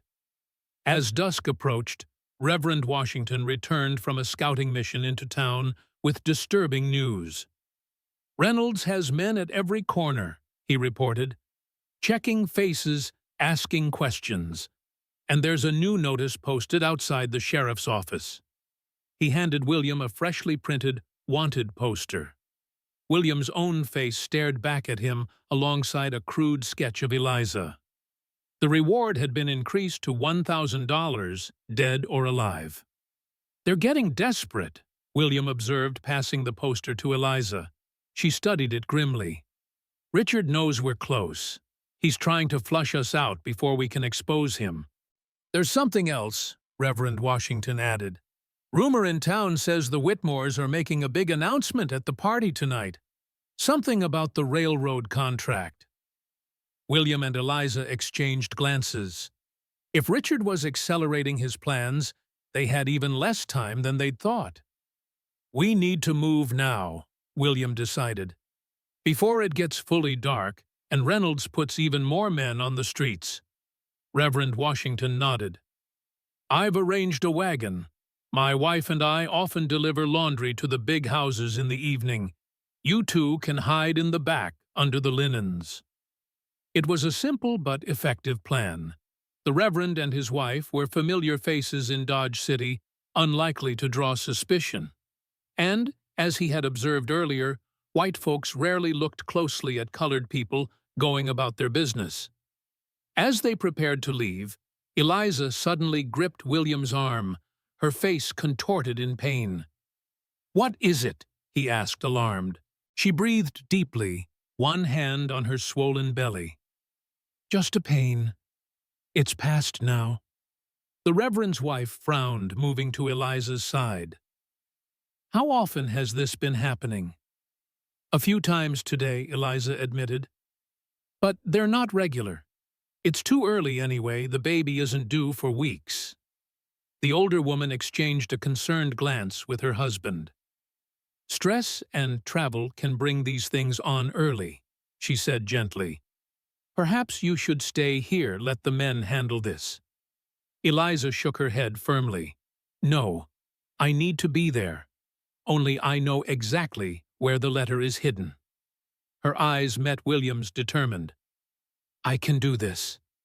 William studied her face, seeing the same fierce resolve that had kept her alive through everything so far. Who was he to tell her what she could or couldn't endure? "All right," he conceded, "but you stay close to me. Any sign of real trouble and we pull back. The letter isn't worth your life or your child's." With that settled, they made final preparations. The sun was setting as they climbed into the back of the Reverend's wagon, concealing themselves beneath piles of clean linens. The wagon creaked into motion, carrying them toward whatever awaited at the Whitmore estate. The journey through Dodge City was tense but uneventful. They stopped twice at military checkpoints, but as Reverend Washington had predicted, the soldiers barely glanced at an elderly colored couple delivering laundry. One even joked about the fine white sheets for the fine white folks, never suspecting who hid beneath them. William could feel Eliza pressed against him in the darkness under the linens, her breathing quick but controlled. Once she stiffened clearly, fighting another pain, but made no sound. Her courage continued to impress him. Eventually, the wagon's movement changed. They were leaving the packed dirt of the town streets for a rougher, unpaved road. Through a small gap in the linens, William caught glimpses of the Whitmore estate rising before them. It was impressive even by Eastern standards, a 3-story mansion with white columns and wraparound porches surrounded by manicured grounds. Lights blazed from every window, and carriages were already arriving for the evening's festivities. The wagon didn't approach the main house, however. It turned onto a service road that led around to the rear of the property where the outbuildings and servants' quarters stood. After a few more minutes, they stopped. "We're at the laundry house," Reverend Washington whispered. "Wait until I give the signal." William heard muffled conversations as the Reverend and his wife unloaded some of the actual laundry. Then came a low whistle, the signal. Carefully, William helped Eliza emerge from their hiding place. They found themselves in a small courtyard between the laundry building and what appeared to be a storage shed. No one else was visible, but voices and music from the main house carried on the evening air. Reverend Washington appeared from the shadows. "The cemetery is through those trees," he said, pointing to a dark copse beyond the servants' quarters. "About 200 yards. There's a path but no lamps. You'll need this." He handed William a small hooded lantern. "What about the house?" William asked. "Any sign of Henderson or Sarah?" The Reverend shook his head. "Nothing yet. But there's a lot of activity in the kitchen servants running back and forth. If they're going to slip in, it would be through there." "How long will you wait?" Eliza asked. "As long as needed," Reverend Washington assured her. "We often stay until late collecting soiled linens after parties. No one will question it." William nodded his thanks. "If we're not back in an hour, leave without us." Get word to Marshal Davis in Fort Hays about what's happening here." The Reverend clasped William's hand. "God go with you both." William and Eliza moved cautiously toward the tree line, keeping to the shadows. The sounds of the party grew fainter as they entered the woods, replaced by the chirping of crickets and the rustle of leaves in the light evening breeze. "The cemetery isn't far," Eliza whispered. "My mother is buried near the eastern wall, away from the main family plot." They followed the narrow path through the trees, William keeping the lantern shuttered to just a thin beam of light. The cemetery appeared ahead, a small walled enclosure with stone markers visible in the moonlight. A wrought iron gate stood partially open. William paused, surveying the area for guards or other visitors. Seeing no one, he gestured for Eliza to proceed. The Whitmore family cemetery was old by frontier standards. The earliest graves dated back to the 1830s, when the first Whitmores had settled in Kansas Territory. Elaborate headstones and small mausoleums testified to the family's wealth and prominence. Eliza led William to a simple marble marker near the eastern wall. Unlike the ostentatious monuments in the main area, this stone was elegant in its restraint. Eleanor May Whitmore, beloved wife and mother, 1827 to 1862. "My mother died when I was 9, Eliza said softly, kneeling awkwardly beside the grave despite her pregnancy. Lydia was 15, Richard 20. After she was gone, everything changed. Father became distant, obsessed with expanding the business. Richard grew wild, eventually joining the Kansas cavalry against father's wishes." She ran her fingers along the base of the headstone, feeling for something. "My father used to say Mother was the only one who could control Richard's worst impulses. Without her, he became someone else entirely." William kept watch as Eliza worked alert for any movement around the cemetery. The party was in full swing now, music and laughter floating on the night air from the big house. He hoped it would keep Reynolds and his men occupied.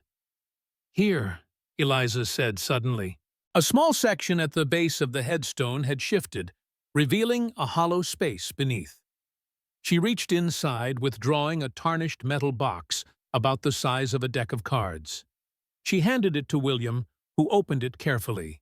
Inside lay a folded letter, the paper yellowed with age, and a small silver key. "The letter first," Eliza instructed. "That's what we came for." William unfolded the fragile paper, tilting it toward the lantern to read the faded handwriting, June 12, 1876.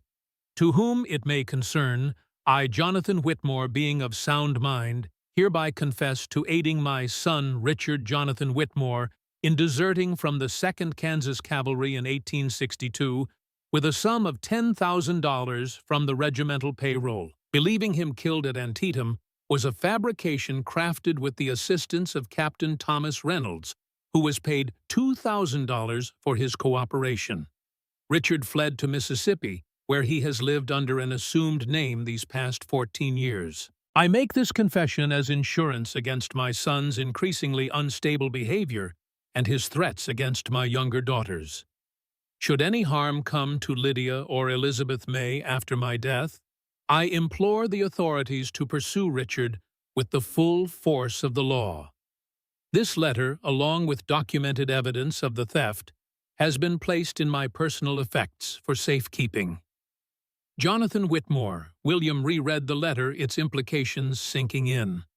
Old man Whitmore had protected his son from the consequences of desertion and theft, but had grown fearful enough of him to create this insurance policy. And Reynolds had been corrupted long before the current scheme he'd helped Richard fake his death during the war. This proves Richard's original crimes, William said, but not what he's planning now. The key, Eliza said. It opens a strongbox in my father's study. That's where he kept his most sensitive documents. William pocketed both items. Then we need to get into the house. Eliza nodded, struggling slightly as she attempted to stand. William reached down to help her, noticing her wince as another pain crossed her face. "Are you all right?" he asked. "Fine," she insisted, though her voice was strained. "Just help me up." As William pulled her to her feet, a twig snapped somewhere behind them. He froze, extinguishing the lantern and drawing his revolver in one smooth motion. "Well, well," came a familiar voice from the darkness. "The prodigal sister returns." Lydia Whitmore stepped into the moonlight, elegant in an evening gown of deep blue silk. Despite the fine clothes and carefully arranged blonde hair, there was something cold in her expression that reminded William of a reptile. "And she's brought a champion," Lydia continued, eyeing William with contempt. "The disgraced scout, how fitting." William kept his revolver trained on her. "Where are your guards, Mrs.? Whitmore seems dangerous to confront armed fugitives alone." Lydia smiled, a chilling expression devoid of warmth. "Who says I'm alone?" On cue, 4 men emerged from the trees surrounding the cemetery, not soldiers but hard-faced gunmen in civilian clothes. Each had a weapon pointed at William and Eliza. "Drop the gun, Mr. Cole," Lydia instructed, "unless you want your blood staining my mother's grave." William assessed their situation quickly. 4 guns against his one, with Eliza to protect. There was no clean way out of this. Slowly, he lowered his revolver to the ground. "The letter and key as well," Lydia demanded. "Don't insult me by pretending you don't know what I mean." William hesitated, but Eliza nodded slightly. He removed the items from his pocket, placing them beside the gun. One of Lydia's men retrieved them, handing them to his employer. She examined the letter briefly, her expression hardening. "Father's final betrayal," she murmured, "always protecting his precious daughters, even from beyond the grave." She looked up at Eliza. "Did you really think this would save you, little sister, that a 15-year-old crime would matter now, when we're so close to everything we've worked for? It's not just desertion and theft," Eliza said, her voice stronger than William expected. "It's what Richard is planning now. The weapons, the Confederate veterans he's gathering. You're supporting treason, Lydia." Lydia waved a dismissive hand. "Politics. A means to an end." Her cold eyes fixed on Eliza's swollen belly. "I see my husband's bastard still grows within you. Pity. I had hoped the fall might have solved that particular problem." William felt Eliza tense beside him. "You pushed her?" he asked, a new level of disgust rising in him. "Of course not," Lydia replied smoothly. "I merely encouraged her down the stairs when she became hysterical. The carving came later when she still wouldn't cooperate." The casual cruelty in her voice made William's hand itch for his revolver. But the 4 guns trained on them hadn't wavered. "What now?" he asked. "You can't just shoot us here with a house full of guests nearby." "No, indeed," Lydia agreed. "That would be most improper." She turned to her men. "Take them to the old mill. Earl will want to question the scout personally about certain items from Little Bighorn." 2 of the gunmen moved forward, roughly seizing William's arms. The other 2 trained their weapons on Eliza. "Be gentle with my sister," Lydia instructed, though her tone held no real concern. "Earl wants his child delivered safely, even if the mother is expendable." William struggled against his captors, earning a sharp blow to the kidney that doubled him over. As he gasped for breath, Lydia approached, lifting his chin with one gloved hand. "You've caused quite a lot of trouble, Mr. Cole," she said softly. "But the game ends tonight. The railroad contract will be signed, the land secured, and our plans set in motion. By this time tomorrow, no one will care about the accusations of a disgraced scout and a hysterical, pregnant woman." She stepped back, nodding to her men. "Take them away, and ensure they aren't seen." As the gunmen began forcing them toward a side gate of the cemetery, a commotion erupted from the direction of the main house. Shouts, and what sounded like breaking glass, carried through the night air. Lydia turned her composure, slipping for the first time. "What now?" she hissed. One of the gunmen released William to investigate, moving to the edge of the trees for a better view. "Fire," he called back. Smoke coming from the east wing. Lydia's face contorted with fury. "The kitchen! Those fools!" She pointed at two of her men. "You with me? Now!" To the remaining two, she ordered, "Get them to the mill. Earl will meet you there later." With that, she hurried away toward the house, her elegant gown gathered in her hands as she ran. William exchanged a quick glance with Eliza. The fire could only be Henderson and Sarah's doing a diversion. But it had only reduced their captors, not eliminated them. The remaining gunmen prodded them forward out of the cemetery and onto a narrow track leading away from the main grounds. William studied their captors carefully. One was older, gray-haired and wiry, with the hard eyes of a man who had killed before. The other was younger, perhaps in his 30s, with a nervous energy about him. "Keep moving," the older man growled, jabbing William with his pistol. They walked for nearly half a mile, the lights of the Whitmore estate receding behind them. Ahead loomed the silhouette of the old mill, a hulking structure beside a now dry creek bed. It had been abandoned years ago when a newer steam-powered mill had been built in Dodge City proper. "In there," the older gunman ordered, indicating the mill's sagging doorway. As they entered the musty darkness, William's mind raced, looking for any opportunity. His revolver was gone, but he still had the hunting knife in his boot, if he could just create a moment of distraction. The younger gunman lit a lantern, illuminating the mill's interior. Dust-covered machinery and empty grain sacks created a labyrinth of potential cover. The space smelled of mildew and rotting wood. "Sit there," the older man directed, pointing to a pile of sacks in one corner. "And don't try anything stupid. Earl's paying us well to deliver you alive, but he didn't specify undamaged."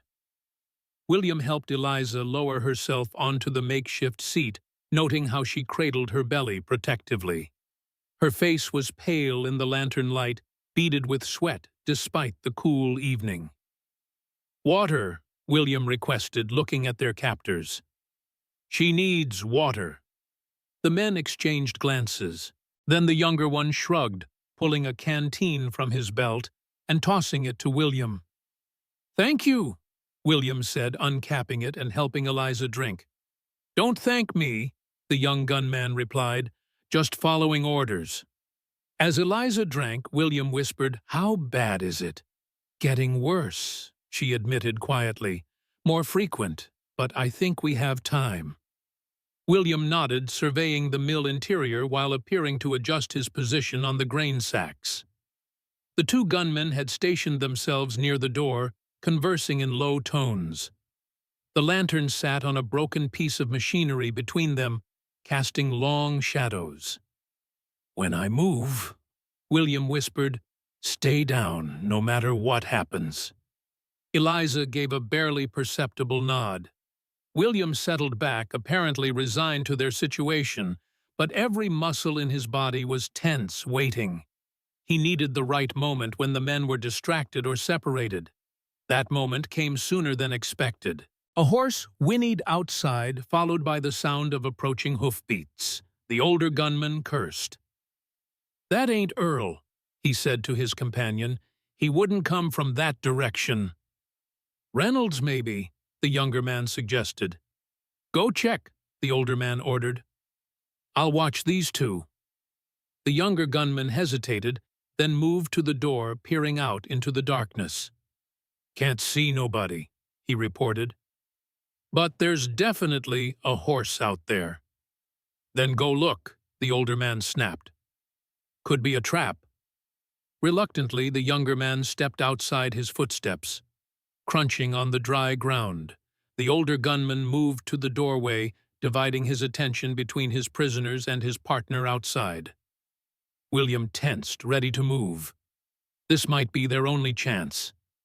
Suddenly, a shot rang out, followed by a cry of pain. The older gunman whirled toward the sound, his back momentarily to William. William moved with the speed and silence that had made him a legendary scout. In one fluid motion, he extracted the knife from his boot and lunged forward, clamping one hand over the gunman's mouth while driving the blade between his ribs. The man struggled briefly, then went limp. William lowered him silently to the floor, retrieving the man's revolver before hurrying back to Eliza. "Stay here," he whispered. "I need to see what's happening outside." Cautiously, William approached the door, the dead man's gun ready in his hand. He peered out into the darkness. The younger gunman lay face down in the dirt, motionless. Standing over him, revolver still raised, was Sarah Winters. "Sarah," William called softly, stepping into the open. She turned quickly, weapon still aimed. When she recognized William, she lowered the gun slightly. "Where's Eliza?" "Inside. Safe." William glanced at the dead gunman. "What happened at the house?" "We saw smoke." "Henderson's diversion," Sarah explained tersely. "Kitchen fire. Small, controlled, but it cleared the east wing long enough for me to search Lydia's room." Her expression was grim. "The ledger wasn't there." William frowned. "Eliza was certain Lydia moved it," Sarah interrupted. "Recently, from the look of the disturbed floorboard. Henderson is still searching, but I came to warn you. Reynolds knows you're on the property. They're combing the grounds as we speak." From inside the mill came a cry of pain, "Eliza." William spun, rushing back inside with Sarah close behind. They found Eliza doubled over on the grain sacks, face contorted, both hands pressed to her belly. "The baby," she gasped. "It's coming." Sarah was at her side instantly, years of experience as a governess and caretaker evident in her efficient movements. She checked Eliza quickly, her expression growing concerned. "How far apart are the pains?" she asked. "Minutes now," Eliza replied, breathing heavily as the contraction passed. "Getting stronger." Sarah looked up at William. "We need to get her somewhere safe. She can't deliver here." William's mind raced. They couldn't return to the Whitmore house, and Dodge City was too far in Eliza's condition. The colored settlement was closest, but with Reynolds searching the area, the journey would be perilous. "The old foreman's cabin," Sarah suggested, reading his thoughts. "Half a mile north of here. It's abandoned but solid. I used to meet Henderson there to plan." It was their best option. William helped Eliza to her feet, supporting most of her weight. "Can you walk?" he asked. She nodded, determination overriding pain. "No choice." Sarah retrieved the lantern. "I have a horse tied in the trees. Eliza can ride. You and I will walk alongside." They emerged from the mill to find the night had grown darker, clouds obscuring the moon. In the distance, lanterns bobbed among the trees, search parties from the Whitmore estate. Sarah led them to her horse, a sturdy brown mare, tethered in a small grove. With William's help, Eliza mounted, sitting sideways to accommodate her condition. Another contraction hit as they set out, and she bit her lip to keep from crying out. They moved as quickly as Eliza's condition allowed, keeping to the shadows and avoiding the open ground. William carried the dead gunman's revolver, and Sarah had her own weapon. Between them, they had perhaps 10 shots, not enough for a prolonged confrontation. The old foreman's cabin appeared ahead, a simple log structure with a sagging porch and shuttered windows. It had once housed the overseer of the Whitmore grain operations before the mill closed. William helped Eliza dismount and into the cabin while Sarah secured the horse. Inside, a thick layer of dust covered the sparse furniture, a table, 2 chairs, a cupboard, and a narrow bed pushed against one wall. A cold fireplace dominated the opposite wall. "We need light and heat," Sarah said, entering behind them. "There should be lamp oil in the cupboard and firewood stacked outside." William eased Eliza onto the bed, then moved to search the cupboard. He found a dusty oil lamp and matches, but the oil had long since dried up. "No oil," he reported. Sarah cursed softly. "The firewood, then. We'll need it anyway." William stepped onto the porch, locating a small woodpile beneath a lean-to on the side of the cabin. As he gathered an armful, a flicker of movement caught his eye, a lantern perhaps a quarter-mile away, moving in their direction. Back inside, he reported the sighting while arranging wood in the fireplace. "Search party heading this way. We've got maybe 15 minutes." Sarah had helped Eliza lie down and was examining her again. "She's progressing fast," she said, worry evident in her voice. "The baby will come tonight, maybe within hours." "We can't stay here that long," William said, striking a match to the kindling. A small flame caught, gradually spreading to the larger pieces of wood. "We can't move her either," Sarah countered. "Not now." Eliza gasped as another contraction seized her. When it passed, she fixed William with a determined stare. "The ledger," she said. "You need to find it. It's the only proof that will stand in court." "I'm not leaving you," William insisted. "You must," Sarah interjected. "I can deliver the baby, but I can't fight off Reynolds and his men if they find us." She met William's gaze steadily. "Henderson is still searching the house. Find him, help him locate the ledger. It's our only chance now." William looked between the two women, torn. Every instinct told him to stay to protect Eliza in her vulnerable state. But she was right. Without the ledger, they had no real proof of Richard's current plans. The old letter wasn't enough. "Where would Lydia have moved it?" he asked Eliza. She thought for a moment, then said, "Richard's study. The hidden safe behind the portrait of my father." Another contraction hit, and she gripped the bed frame until it passed. "The key from the cemetery box. It opens the safe." "Lydia has the key now," William reminded her. "There's another," Sarah said. "Richard keeps it in his vest pocket. Always." William absorbed this information. Getting into Richard Whitmore's study during a party, picking his pocket and cracking his safe, it was a near impossible task. But they were out of alternatives. "How do I find Henderson?" he asked Sarah. "Servant's entrance east side of the house," she replied. "Password for tonight is Arlington. Henderson will be wearing kitchen staff uniform, white jacket, black trousers." William nodded, turning to Eliza. Her face was pale, but composed, eyes clear despite the pain. "I'll come back," he promised. "I know," she said simply. He hesitated, then bent down and kissed her forehead, an uncharacteristic gesture that surprised them both. "Be strong," he whispered. To Sarah he said, "If I'm not back in 2 hours, get her to the colored settlement, however you can. Reverend Washington will help." Sarah nodded. "God go with you, William." He checked the revolver one last time, then slipped out into the night. The search party's lanterns were closer now, but still moving in a pattern that suggested they hadn't identified the cabin as a target. If he circled wide to the east, he might avoid them entirely. As William disappeared into the darkness, Sarah turned back to Eliza, her expression softening.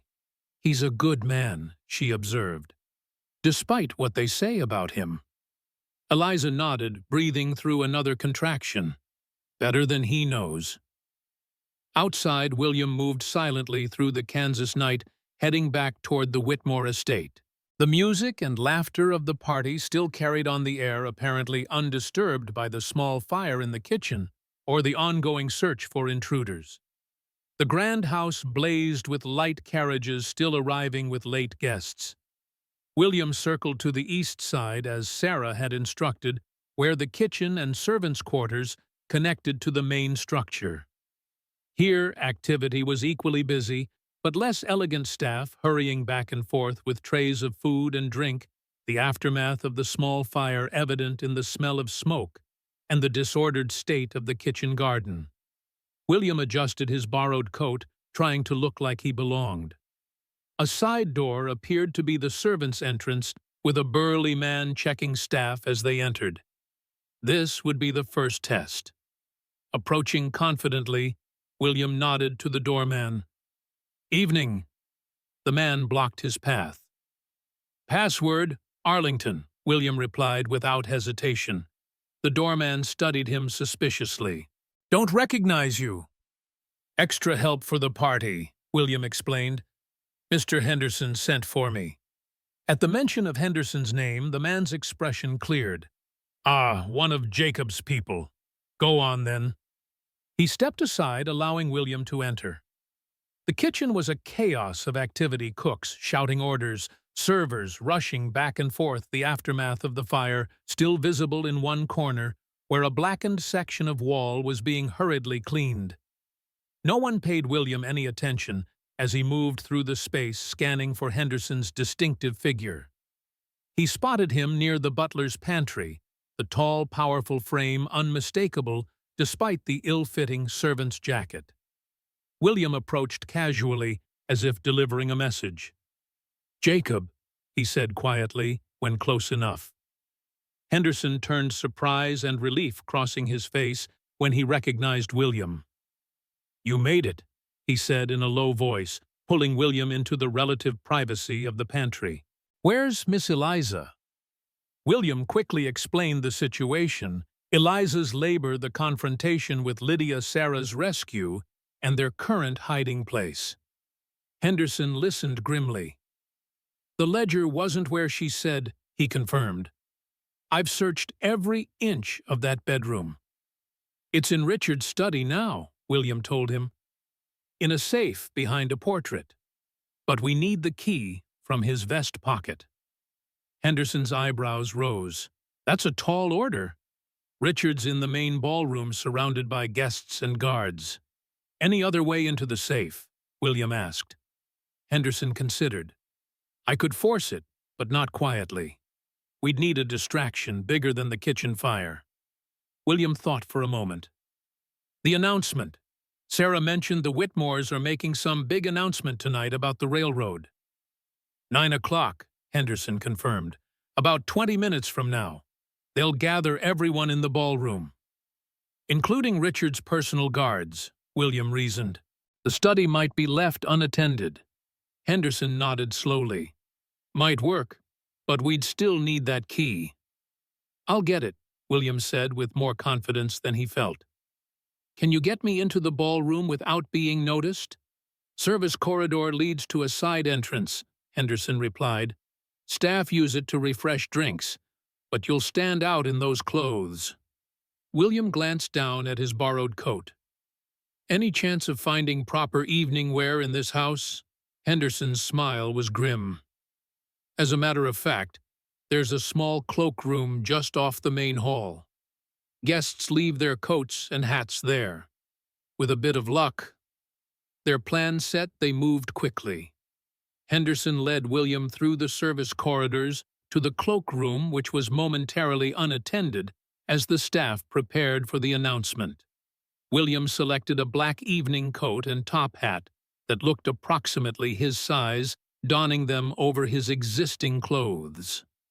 "How do I look?" he asked Henderson. "Like a gentleman who's had too much to drink." Henderson replied honestly, "Keep your head down and no one will look twice."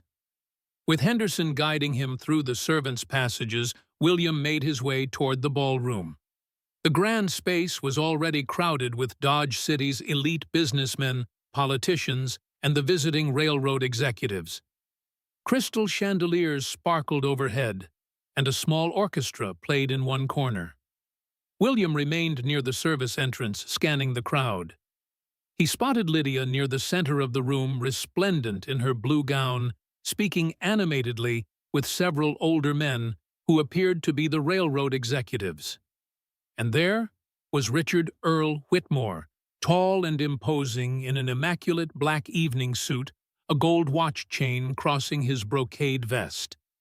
Now that William knew what to look for, he could see the family resemblance between Richard and Eliza, the same dark hair and proud bearing, though Richard's features were harder, more angular. As William watched, a uniformed butler approached Richard, whispering something in his ear. Richard frowned, then excused himself from his conversation, moving toward the main entrance of the ballroom. "Perfect," Henderson murmured from behind William. "Follow him. He's likely heading to his study before the announcement." William slipped out of the service entrance and into the main corridor, keeping a respectful distance behind Richard. The man moved with military precision despite his civilian attire, acknowledging greetings from guests with curt nods. Richard turned down a less crowded hallway, then entered a room near the end. As the door closed behind him, William approached, trying to appear casual to the few guests lingering in the corridor. He paused outside the door, listening. Movement inside drawers, opening papers, rustling. Richard was alone, preparing something for the announcement. Taking a deep breath, William knocked on the door. "Who is it?" came Richard's irritated voice. "Message from Captain Reynolds, sir," William replied, disguising his voice slightly. A pause, then, "Enter." William opened the door, stepping into a richly appointed study. Richard stood behind a massive oak desk, several documents spread before him. He looked up impatiently, then froze as recognition dawned. "You," he said, his hand moving toward a drawer that likely contained a weapon. William was faster, drawing the revolver from beneath his borrowed coat. "Don't," he warned. Richard's hand stilled, but his expression remained cold, calculating. "William Cole," he said, as if testing the name. "The man who won't stay dead." "Funny," William replied, keeping the gun steady. "I was about to say the same about you, Richard." If Richard was surprised at being addressed by his real name, he didn't show it. "So my little sister told you our family secrets," he said, his tone conversational despite the gun pointed at him. "I'm disappointed in Eliza. She used to be so loyal. Before you got her pregnant and tried to kill her," William suggested. Richard's smile was chilling. "Details, politics, family busyness?" He studied William with cold interest. "What I can't figure out is why you care. She's nothing to you." "Maybe I just don't like men who desert their units, steal payrolls, and commit treason," William replied. "Ah, the righteous soldier." Richard's tone was mocking. "Still fighting for honor and country after all these years." He leaned back against his desk, seemingly unconcerned about the weapon trained on him. "Did Eliza tell you the rest of it? About our plans after the railroad contract is signed?" "The insurrection," William said. "Gathering former Confederate officers stockpiling weapons. Planning to secede Kansas and parts of Missouri as a new Confederate territory." Richard's eyebrows rose slightly. "She did her homework. I'm impressed." He shrugged. "The war never ended, Cole. Ended." "Not really. Some of us just found smarter ways to keep fighting." "It's over," William said firmly. "Reynolds is exposed. Your men captured or scattered. And I'm taking the ledger with all your contacts and plans." For the first time, uncertainty flickered across Richard's face. "You don't have the key." William gestured with the revolver. "Empty your pockets." Slowly. Richard hesitated, then complied, placing several items on the desk: coins, a handkerchief, a small pocket knife. No key. "The vest pocket," William specified. "The one with the watch chain."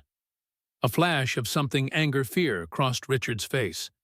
Slowly he reached into his vest pocket and withdrew a small silver key identical to the one Lydia had taken from the cemetery. "On the desk," William ordered. Richard placed the key beside the other items, his composure cracking slightly. "You won't get out of here alive, you know." The house is full of my men. Reynolds has soldiers surrounding the property. Then I have nothing to lose, William replied. The portrait. Move it. Richard turned to the large painting behind the desk, a stern-faced Jonathan Whitmore in his prime looking out imperiously at the viewer. He lifted it from its hooks, revealing a small wall safe. Open it, William directed. With obvious reluctance, Richard inserted the key into the safe and turned it. The door swung open, revealing several document bundles and stacks of cash. The ledger, William said. Black leather binding. Richard removed a thick book from the safe, holding it with an almost reverent care. 15 years of work, he said softly. Contacts in 12 states. Plans for a new nation. He looked up at William, something like madness glinting in his eyes. We would have succeeded. The book, William repeated, extending his free hand. Instead of complying, Richard suddenly lunged forward, hurling the heavy ledger at William's face. William fired instinctively, the bullet catching Richard in the shoulder and spinning him back against the desk. But the distraction had served its purpose. The study door burst open, and Captain Thomas Reynolds rushed in, revolver drawn. "Drop it, Cole!" Reynolds shouted. William ducked behind a bookcase as Reynolds fired the bullet, splintering wood inches from his head. He returned fire, forcing Reynolds to take cover behind the desk, where Richard lay clutching his bleeding shoulder. The ledger had fallen to the floor between them, the prize neither could reach, without exposing themselves to fire. "It's over, Cole," Reynolds called. "The house is surrounded. Surrender now, and you might live to see your trial." "Like the last one you arranged," William replied bitterly. "No thanks." He assessed his situation quickly. One bullet left in the revolver. 2 armed men between him and the door. The ledger on the floor just out of reach. And somewhere in the darkness beyond the Whitmore estate, Eliza fought to bring new life into the world. "Don't let me die." Her first words to him echoed in his mind. He had promised to return to help her build a new life, away from the shadows of her family's crimes. William Cole had broken many promises in his life, but not this one, not tonight. As shouts and running footsteps approached down the hallway, reinforcements for Reynolds, William made his decision. He aimed carefully and fired his last bullet. The lamp on Richard's desk exploded in a shower of glass and flaming oil, instantly igniting the papers spread across the surface. Reynolds shouted in alarm as fire raced across the polished wood toward the curtains. In the chaos, William lunged for the ledger, snatching it from the floor, as Reynolds and Richard scrambled away from the spreading flames. He darted for the study window, smashing through the glass and landing heavily on the manicured lawn below. Alarms were being raised, now shouts of "Fire!" mingling with "Intruder!" William clutched the ledger to his chest and ran into the darkness, away from the Whitmore estate and toward the old foreman's cabin where Eliza awaited. Behind him, orange flames began to lick at the upper windows of the grand house on the hill. Ahead, a baby's first cry might already be piercing the night. And somewhere in between, William Cole ran with the evidence that could bring down an empire and stop a second civil war. The Kansas night enveloped William as he fled the burning Whitmore mansion, the precious ledger clutched against his chest. Behind him, shouts and gunfire erupted as Reynolds organized a pursuit. Ahead lay only darkness and the promise he'd made to return. His lungs burned with each breath. The fall from the study window had reopened the wound in his side from his earlier confrontation with Lydia's men. Warm blood seeped through his shirt, but he pushed the pain aside. There would be time for healing later, if they survived the night. William veered east, away from the direct path to the foreman's cabin. He needed to throw off pursuit before leading Reynolds straight to Eliza. The ledger weighed heavily in his arms, 15 years of treason, corruption, and conspiracy detailed in Richard Whitmore's meticulous handwriting. The evidence they needed, but also a death warrant if he was caught with it. After a quarter-mile, he paused behind a large oak to catch his breath and get his bearings. The Whitmore estate blazed against the night sky flames now visible from several windows of the east wing. In the commotion, guests streamed out onto the lawn, their elegant evening wear incongruous against the backdrop of fire and panic. William allowed himself a grim smile. Even if Richard and Reynolds survived the fire, their carefully orchestrated evening was ruined. The railroad executives would leave with questions rather than signed contracts. A flicker of movement to his left sent William pressing deeper into the shadows. A line of men with lanterns moved methodically through the trees, a search party. They were spread too widely to evade easily. He needed a diversion. Reaching into his pocket, William found the dead gunman's matches. He tore a page from the ledger, a list of weapons cached near the Missouri border, and lit it. When it was burning well, he tossed it into a patch of dry brush 50 yards from his position in the opposite direction from the cabin. The brush caught quickly. Within moments, a second fire blazed in the darkness. The search party immediately changed direction, drawn to the new threat. William seized his opportunity, slipping away toward the north, circling back toward the foreman's cabin. The smell of smoke followed him, carried on the night breeze.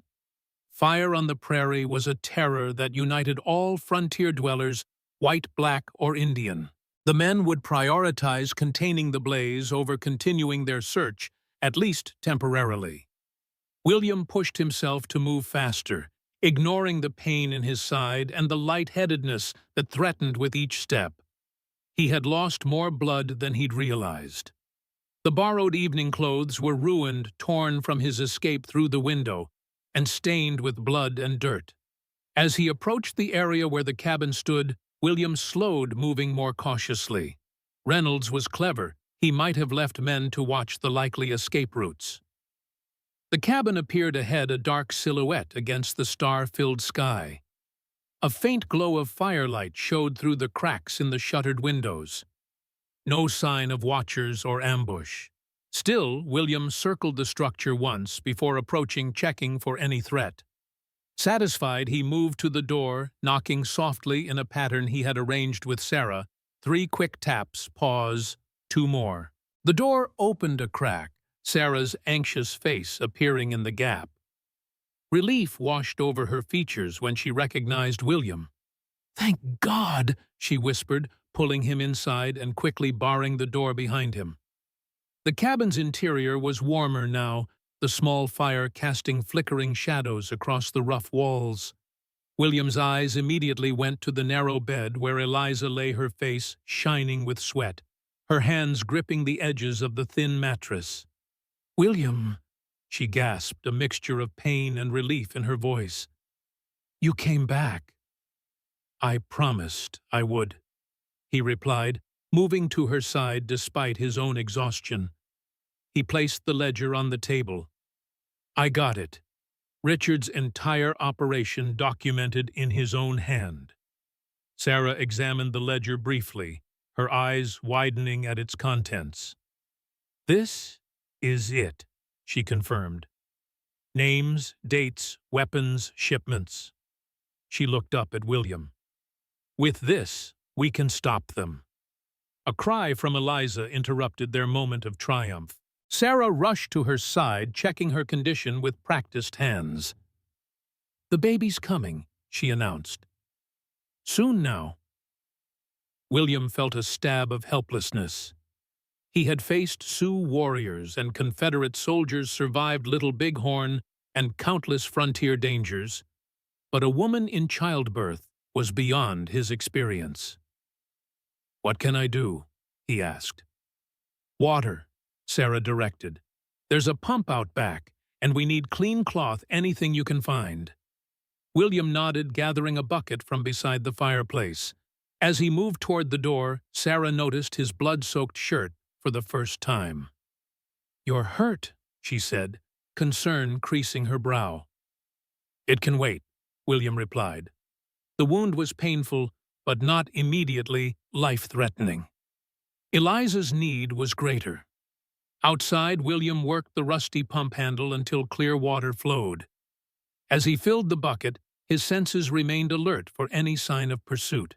The fires at the Whitmore estate were still visible in the distance, but no search parties appeared nearby. Returning to the cabin with the water, William found Sarah tearing a relatively clean bedsheet into strips. "How far to town from here?" she asked, as he set down the bucket. 4, maybe 5 miles to the colored settlement, William estimated. "Further to Dodge City proper." Sarah nodded, her expression grave. "Eliza's progressing faster than I expected. The baby will come within the hour." She hesitated. "But there are complications. The child is positioned awkwardly." "Will she—" William couldn't finish the question. "I don't know," Sarah admitted. "I've assisted with births before, but I'm no midwife or doctor."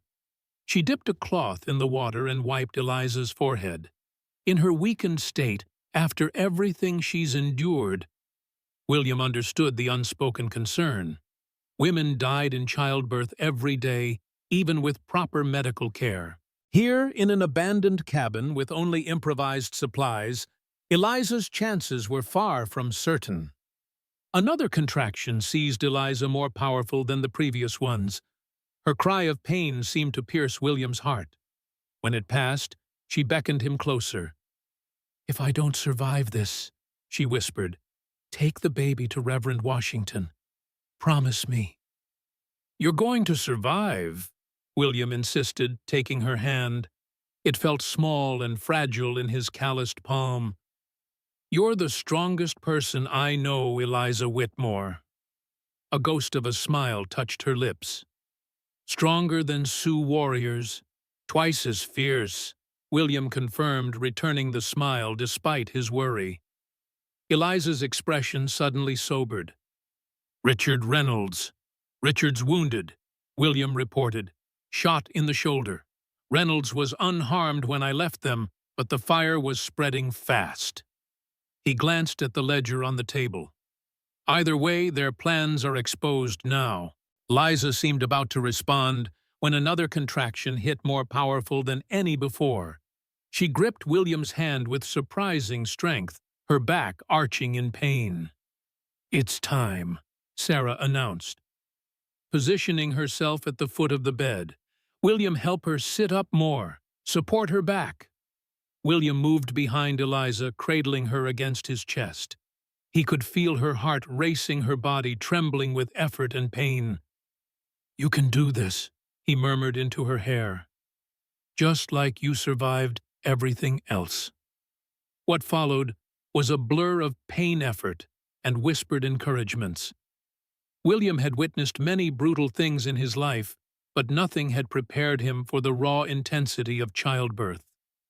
Eliza fought with everything she had, drawing on reserves of strength that seemed impossible in her condition. Sarah worked with quiet efficiency, her instructions calm and clear, despite the primitive conditions. The firelight cast long shadows as the night deepened, and still Eliza labored. "I see the head," Sarah announced finally. "One more push, Eliza. One more." Eliza summoned her last strength, her body tensing with effort. A moment later, a new sound filled the cabin, the indignant cry of a newborn entering the world. "A girl!" Sarah said, tears streaming down her face as she wrapped the tiny form in a clean cloth. "A beautiful little girl." She placed the infant on Eliza's chest. Despite her exhaustion, Eliza's arms came up to cradle her daughter, her face transformed by a look of wonder and love. "Hope," she whispered, touching the baby's tiny hand. "Her name is Hope." William found himself unable to speak, his throat tight with emotion. He had witnessed a miracle life emerging from the very edge of death. The tiny red-faced infant squalling against her mother's chest seemed like the most perfect thing he had ever seen. The moment of peace was shattered by the sound of approaching hoofbeats. William was on his feet, instantly moving to the window to peer through a crack in the shutters. "Riders," he reported. "At least 6 coming fast from the direction of the Whitmore estate." Sarah looked up from where she was tending to Eliza and the baby. "Reynolds." "Can't tell yet," William replied, though his gut told him it was. The captain was nothing if not persistent. "How soon can Eliza be moved?" Sarah's expression was grave. "She shouldn't be moved at all. The birth was difficult. She's lost blood." William cursed under his breath. "We can't stay here. They'll find us within minutes." He assessed their situation rapidly. The cabin had only the front entrance and a small window at the back, too narrow for a grown person to escape through. The walls were solid logs, good protection from bullets, but also a trap if the building was surrounded or set afire. A decision formed in his mind. "Take the ledger," he told Sarah, handing her the black book. "There's a cellar door outside near the back corner. I saw it when I was getting water. Hide there with Eliza and the baby." "What about you?" Sarah asked, though her tone suggested she already knew the answer. "I'll lead them away," William said. "Make them think we've all fled." Eliza, weak but conscious, reached for his hand. "No," she protested. "They'll kill you." "Better me than all of us," William replied. He squeezed her hand gently. "You have a daughter to raise now, a chance at a new life." "So do you," Eliza insisted. "You promised." The hoofbeats grew louder. They had perhaps 2 minutes before the riders arrived. "No time to argue," William said firmly. "Sarah, get them to the cellar. Now." Sarah nodded, her face set with determination. She helped Eliza to her feet, supporting her weight while balancing the newborn in her other arm.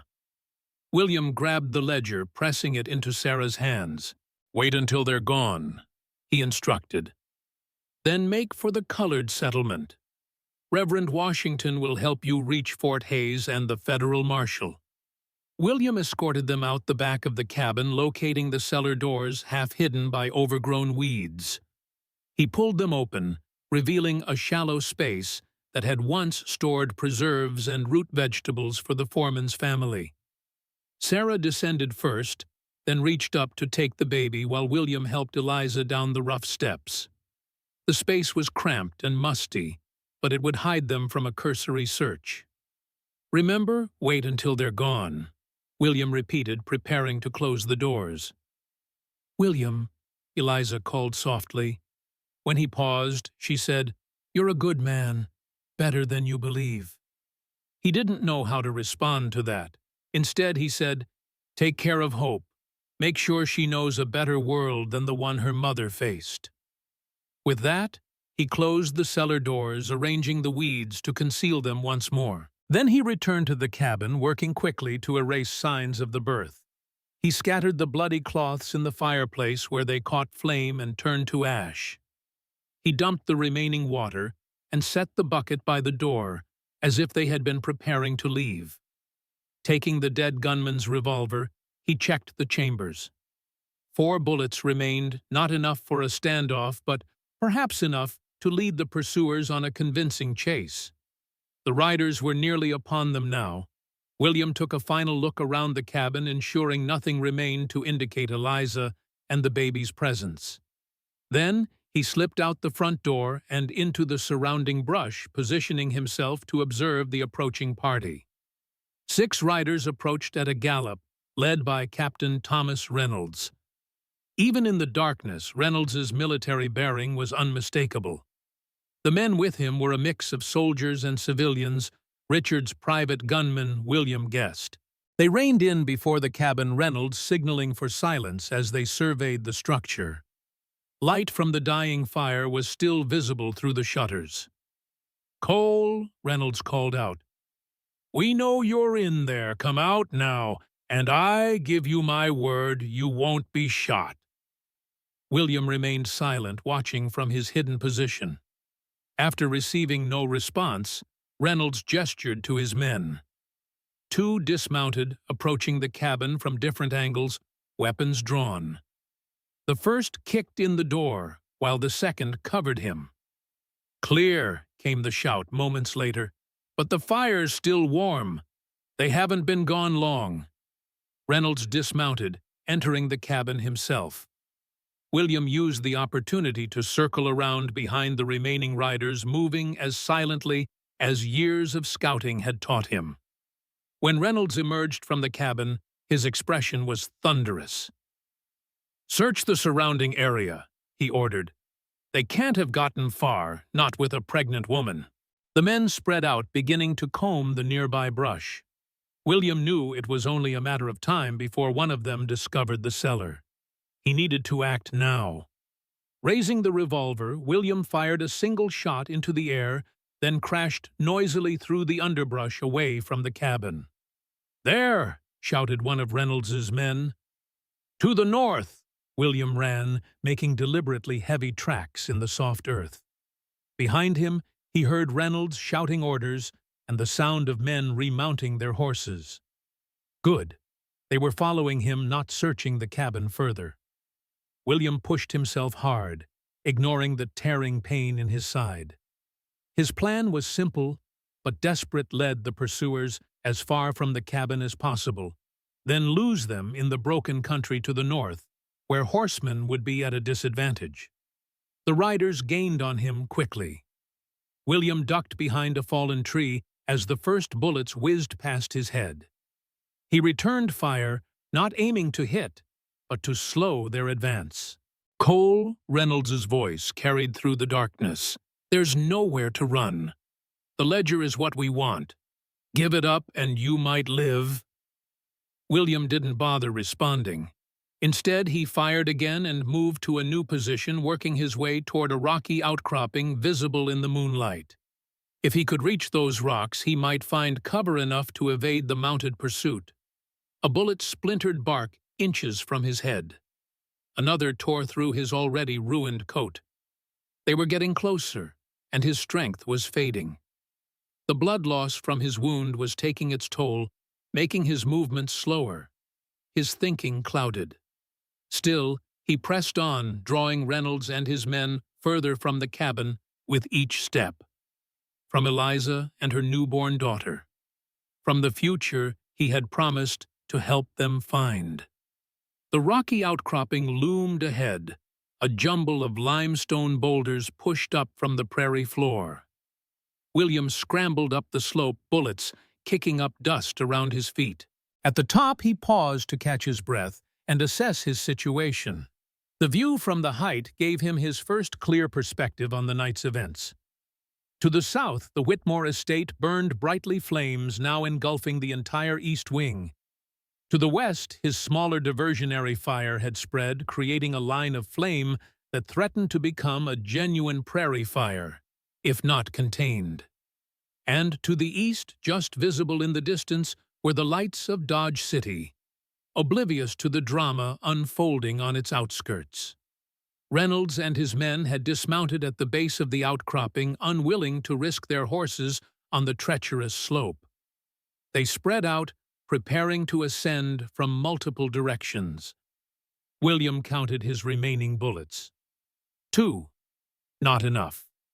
As he weighed his dwindling options, a new sound reached his ears, more riders approaching fast from the east. Reinforcements for Reynolds. The new arrivals appeared at the edge of his vision, a dozen mounted men moving with purpose. But they weren't headed for the outcropping. Instead, they rode directly for Reynolds's position, surrounding his smaller force, before he realized what was happening. In the moonlight, William made out details that froze his blood. The newcomers wore fringed buckskin and carried rifles. Their faces were painted for war. Cheyenne warriors. At their head rode a familiar figure running fox. William could only watch in amazement as the Cheyenne warriors efficiently disarmed Reynolds and his men. There was no gunfire, no resistance. Reynolds's party was outnumbered and caught completely by surprise. Running Fox spoke briefly to Reynolds, words William couldn't hear at this distance. Then the Cheyenne leader looked up at the outcropping, raising his hand in a clear signal. "Come down." William hesitated only briefly before beginning his descent. His side burned with each movement, and darkness threatened at the edges of his vision. He had pushed his body to its limit and beyond. As he reached the base of the outcropping, Running Fox dismounted to meet him. The old warrior's face was impassive, but his eyes held concern as he took in William's blood-stained appearance. "Hawk eyes bleeds too much," he observed. Had worse, William managed, though in truth he wasn't certain that was accurate. "The woman and child safe." Running Fox nodded. "Medicine woman watches from trees.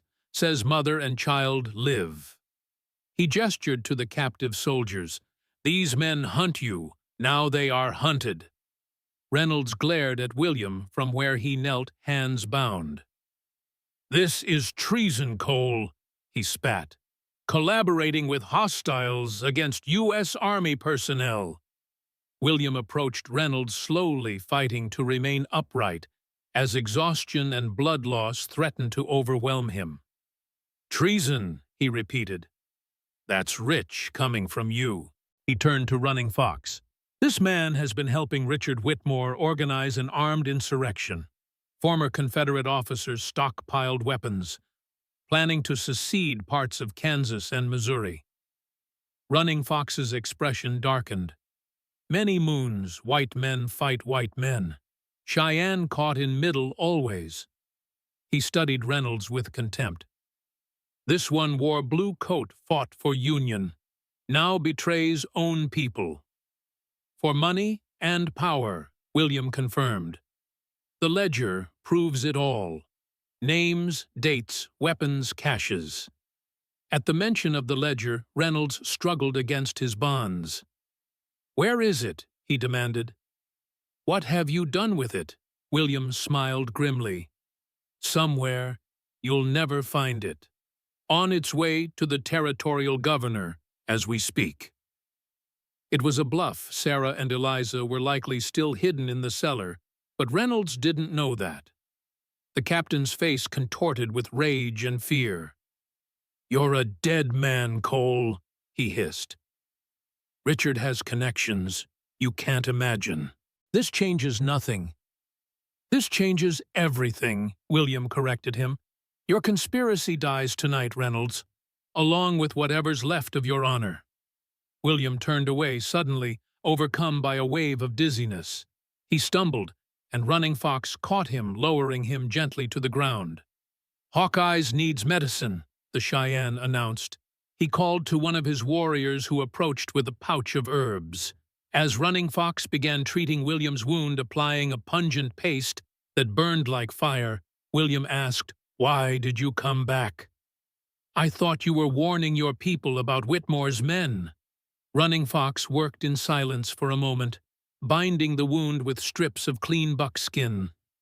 Finally he said, "Did warn them, then gathered warriors. Old debts must be paid." William understood. The debt Running Fox referred to was from Little Bighorn, when William had risked his life to save the wounded Cheyenne scout from certain death. "I'd say we're even now," William murmured, the pain in his side dulling as whatever herbs Running Fox had applied took effect. The old warrior shook his head. "Not matter of counting, matter of honor." He gestured to Reynolds and the other captives. "What to do with these?" It was a good question. They couldn't simply execute Reynolds and his men, but neither could they release them to continue the pursuit. "We need to get them to Fort Hays," William decided, "to the federal marshal there, along with the ledger and Eliza's testimony." Running Fox considered this.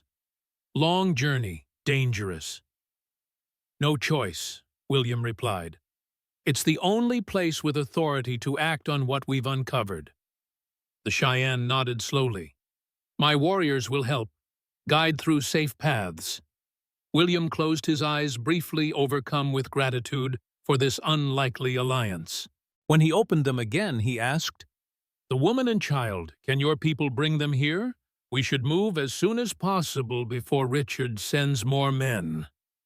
Running Fox dispatched 2 warriors to retrieve Sarah, Eliza, and the baby from the cellar. While they waited, he continued treating William's wound, applying more of the herbal paste and binding it tightly with buckskin strips. "This stop bleeding," he explained. "Give strength for journey, but need real medicine soon." William nodded, already feeling some of his strength returning.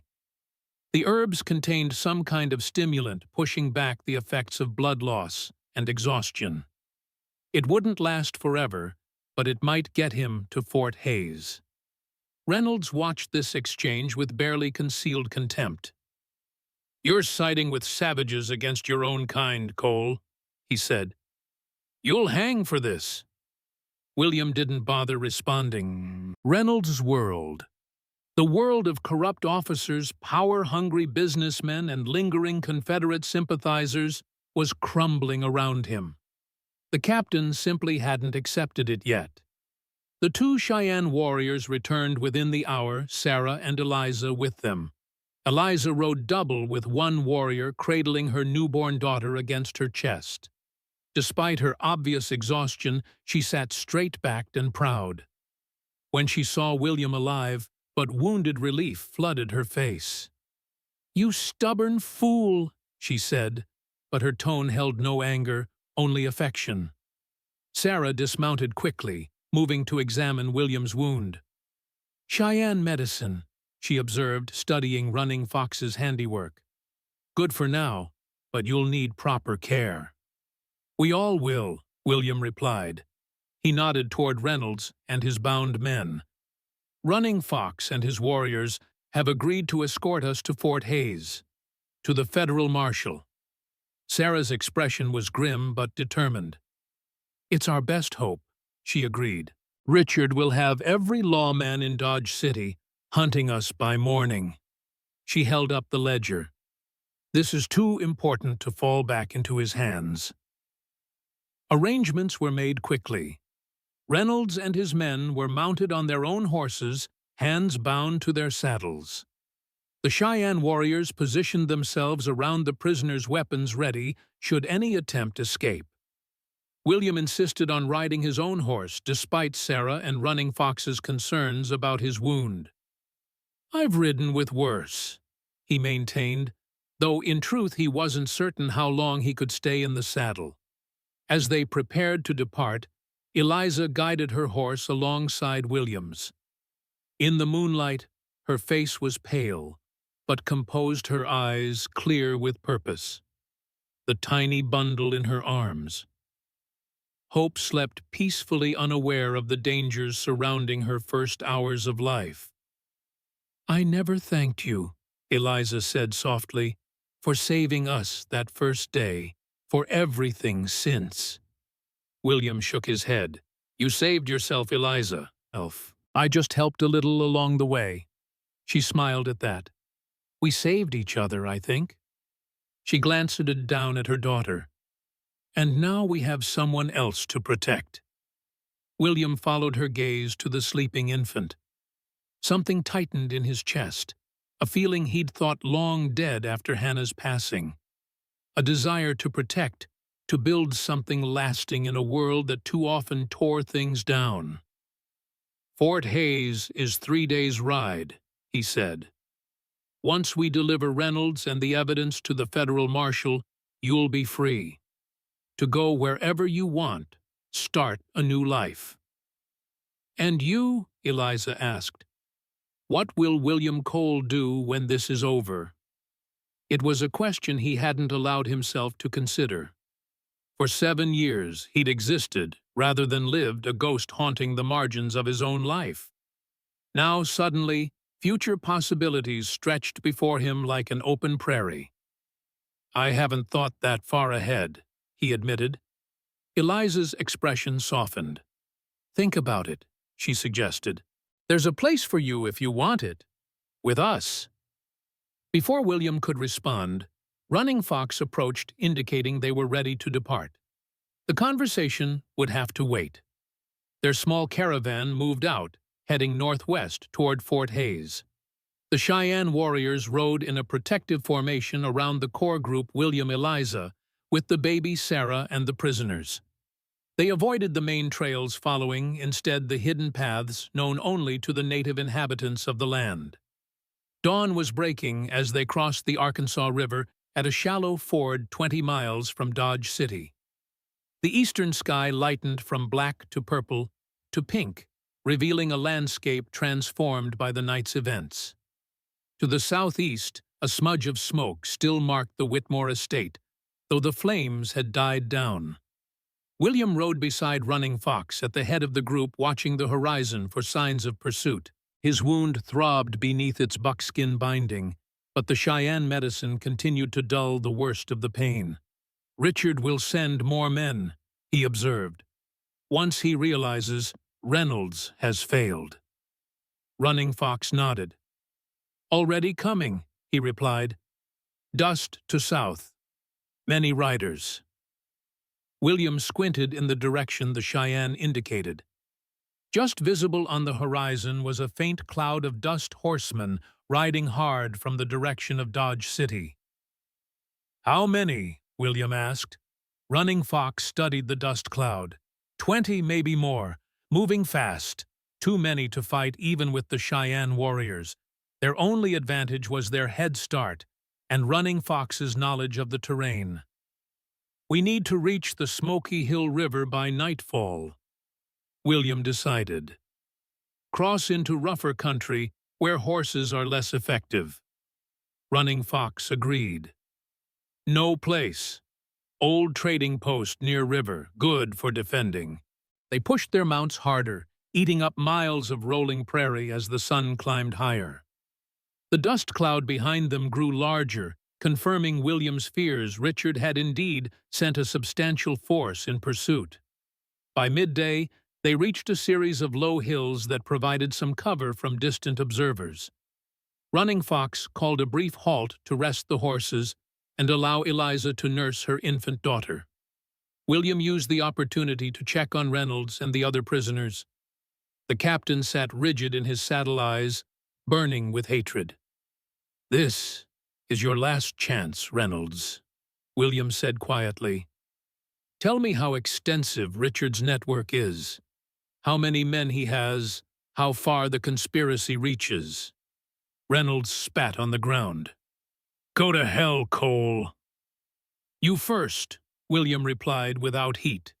He turned to the other captives, 3 soldiers and 2 of Richard's private gunmen. "The rest of you might want to consider your options. Reynolds and Richard Whitmore will hang for treason. Those who cooperate might face lesser charges." One of the soldiers, young barely more than a boy, shifted uncomfortably. "Sir," he began hesitantly, "I didn't know what Captain Reynolds was involved in.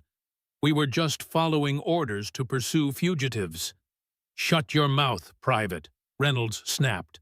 But the damage was done. The young soldier continued, words tumbling out in a rush. "There's a cache of weapons at the old Thornton Ranch. Artillery pieces, hundreds of rifles, Confederate battle flags. They've been gathering there for months." Reynolds lunged against his bonds, face contorted with rage. "You'll die for this, Matthews, you hear me? You're a dead man." William signaled to 2 Cheyenne warriors who moved to separate Reynolds from the informative private. "Keep talking, son," he encouraged the young soldier. "Everything you know." As Private Matthews revealed what he knew of Richard's operation, William's concern deepened. The conspiracy was more extensive than they'd realized. Former Confederate officers from 6 states stockpiled weapons, even contacts in Washington who had been feeding information and deflecting investigations. "They're planning to move soon," Matthews concluded.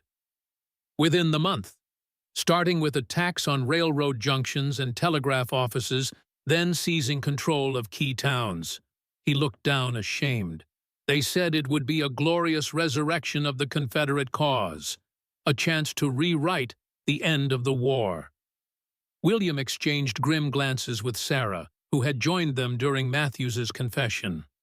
The ledger corroborated everything the young soldier was saying and added disturbing details about planned assassinations of Union loyalists throughout the region. "We need to reach Fort Hays as quickly as possible," Sarah said quietly, "before any of this can be put into motion." William agreed, though he was increasingly concerned about their ability to outrun Richard's pursuit force. The dust cloud had disappeared from view behind the hills, but he had no doubt the hunters were still coming, perhaps closing the gap. As they prepared to resume their journey, Eliza approached baby Hope sleeping against her shoulder. Despite the grueling pace and her recent childbirth, she showed remarkable resilience. "How much further to the river?" she asked. 20 miles, maybe more," William replied. "We'll reach it by nightfall if we push hard." Eliza nodded determination in her eyes. "Then let's push hard." They rode through the afternoon following Running Fox through a landscape that grew increasingly broken and rugged. The flat prairie gave way to rolling hills, then deeper ravines and rocky outcroppings. It was harder going for the horses, but it also made them more difficult to track. As the sun began its descent toward the western horizon, Running Fox pointed ahead to a winding line of trees in the distance. "Smoky Hill River," he announced, "trading post 2 miles upstream." William felt a surge of hope. If they could reach the trading post and fortify it, they might stand a chance against Richard's pursuing force. But as he turned to survey their back trail, that hope dimmed. Riders were visible on a ridge behind them, perhaps 3 miles back. Too many to count at this distance, but clearly the pursuit force that had left Dodge City that morning. "They've found us," William said grimly. Running Fox studied the distant riders. "They follow our dust, not our exact trail." He pointed to a deeply cut ravine to their left. "We go that way. Hide tracks in rocky ground. Reach river downstream from trading post, then approach from unexpected direction." It was a good plan, the best they had. William signaled for the group to follow Running Fox into the ravine, hoping the detour wouldn't cost them too much time. The ravine provided good cover, its steep walls hiding them from distant observers. But the footing was treacherous, slowing their pace considerably. The sun touched the horizon as they finally emerged near the river, still a mile downstream from the trading post. Running Fox led them along the riverbank, keeping to the trees for concealment. Twilight deepened around them, bringing both the cover of darkness and the challenge of navigating unfamiliar terrain. Finally, the trading post appeared ahead, a sturdy log structure built on a small rise overlooking the river. It had been abandoned for years since the main trails had shifted further south, but its walls still stood strong. "Defensible," Running Fox observed. "Good sight lines. River protects back." William nodded in agreement. It was the best position they could hope for under the circumstances. They approached cautiously, the Cheyenne warriors scouting ahead to ensure the building wasn't already occupied. Finding it empty, they quickly moved inside, securing the prisoners in a small storage room and posting guards at all approaches. The trading post's main room was spacious, with a stone fireplace and sturdy wooden shutters on the windows. Years of abandonment had left it dusty and cobwebbed, but the roof was intact and the walls solid. Sarah organized the space efficiently, creating a protected corner where Eliza could rest with the baby. William worked with Running Fox to assess their defensive options, calculating angles of fire and potential weak points. "How many warriors do you have?" William asked. 12, Running Fox replied. "Good fighters, but few bullets. Ammunition would be a problem. Between them, they had perhaps 100 rounds, not enough for a prolonged firefight, against 20 or more attackers. "We'll have to make every shot count," William decided, "and hope help comes before our ammunition runs out." Running Fox raised an eyebrow. What help? It was a fair question. No one knew they were here. No reinforcements were coming. "I don't know," William admitted. "But I've survived this long. No reason to stop believing in miracles now." The old Cheyenne's weathered face creased in a rare smile. "Hawkeye's always had strange medicine, strong spirit."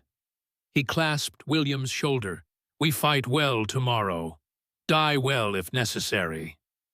As Running Fox moved away to position his warriors, Sarah approached William, concern evident in her face.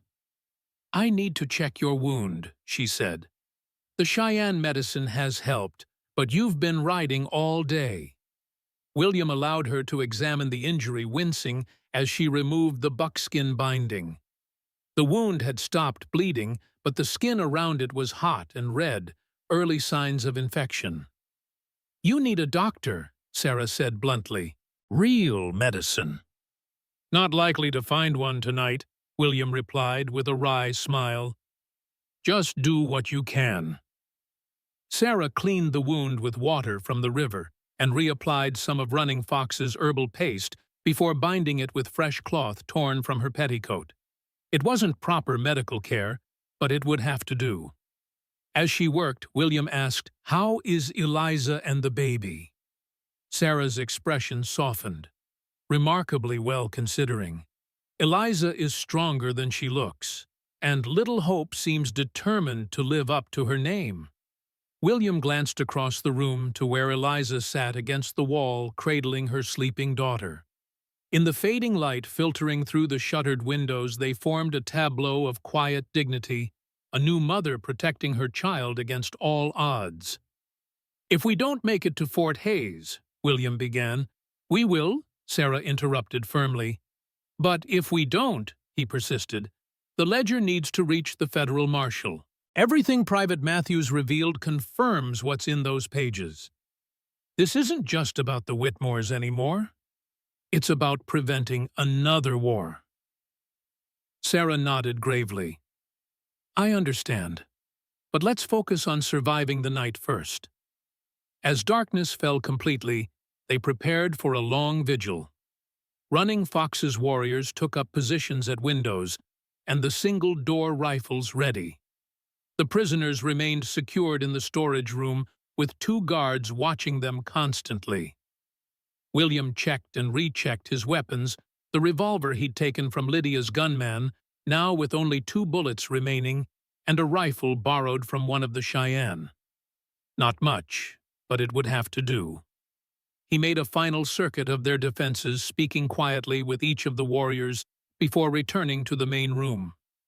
Most of their group had settled down to rest while they could, knowing that dawn might bring battle. Eliza was still awake, her back against the wall, Hope sleeping peacefully in her arms. William lowered himself carefully beside her, his wound protesting the movement. "You should rest," she said softly. "So should you," he countered. A small smile touched her lips. "I'm afraid to close my eyes," she admitted. "Afraid this might be the only night I have with her." William understood the fear. He'd lived with death's shadow long enough to know how it colored every moment, making each breath seem simultaneously precious and precarious. "Tell me about Hannah," Eliza said suddenly. "Your wife. What was she like?" The question caught William off guard. Few people asked about Hannah anymore.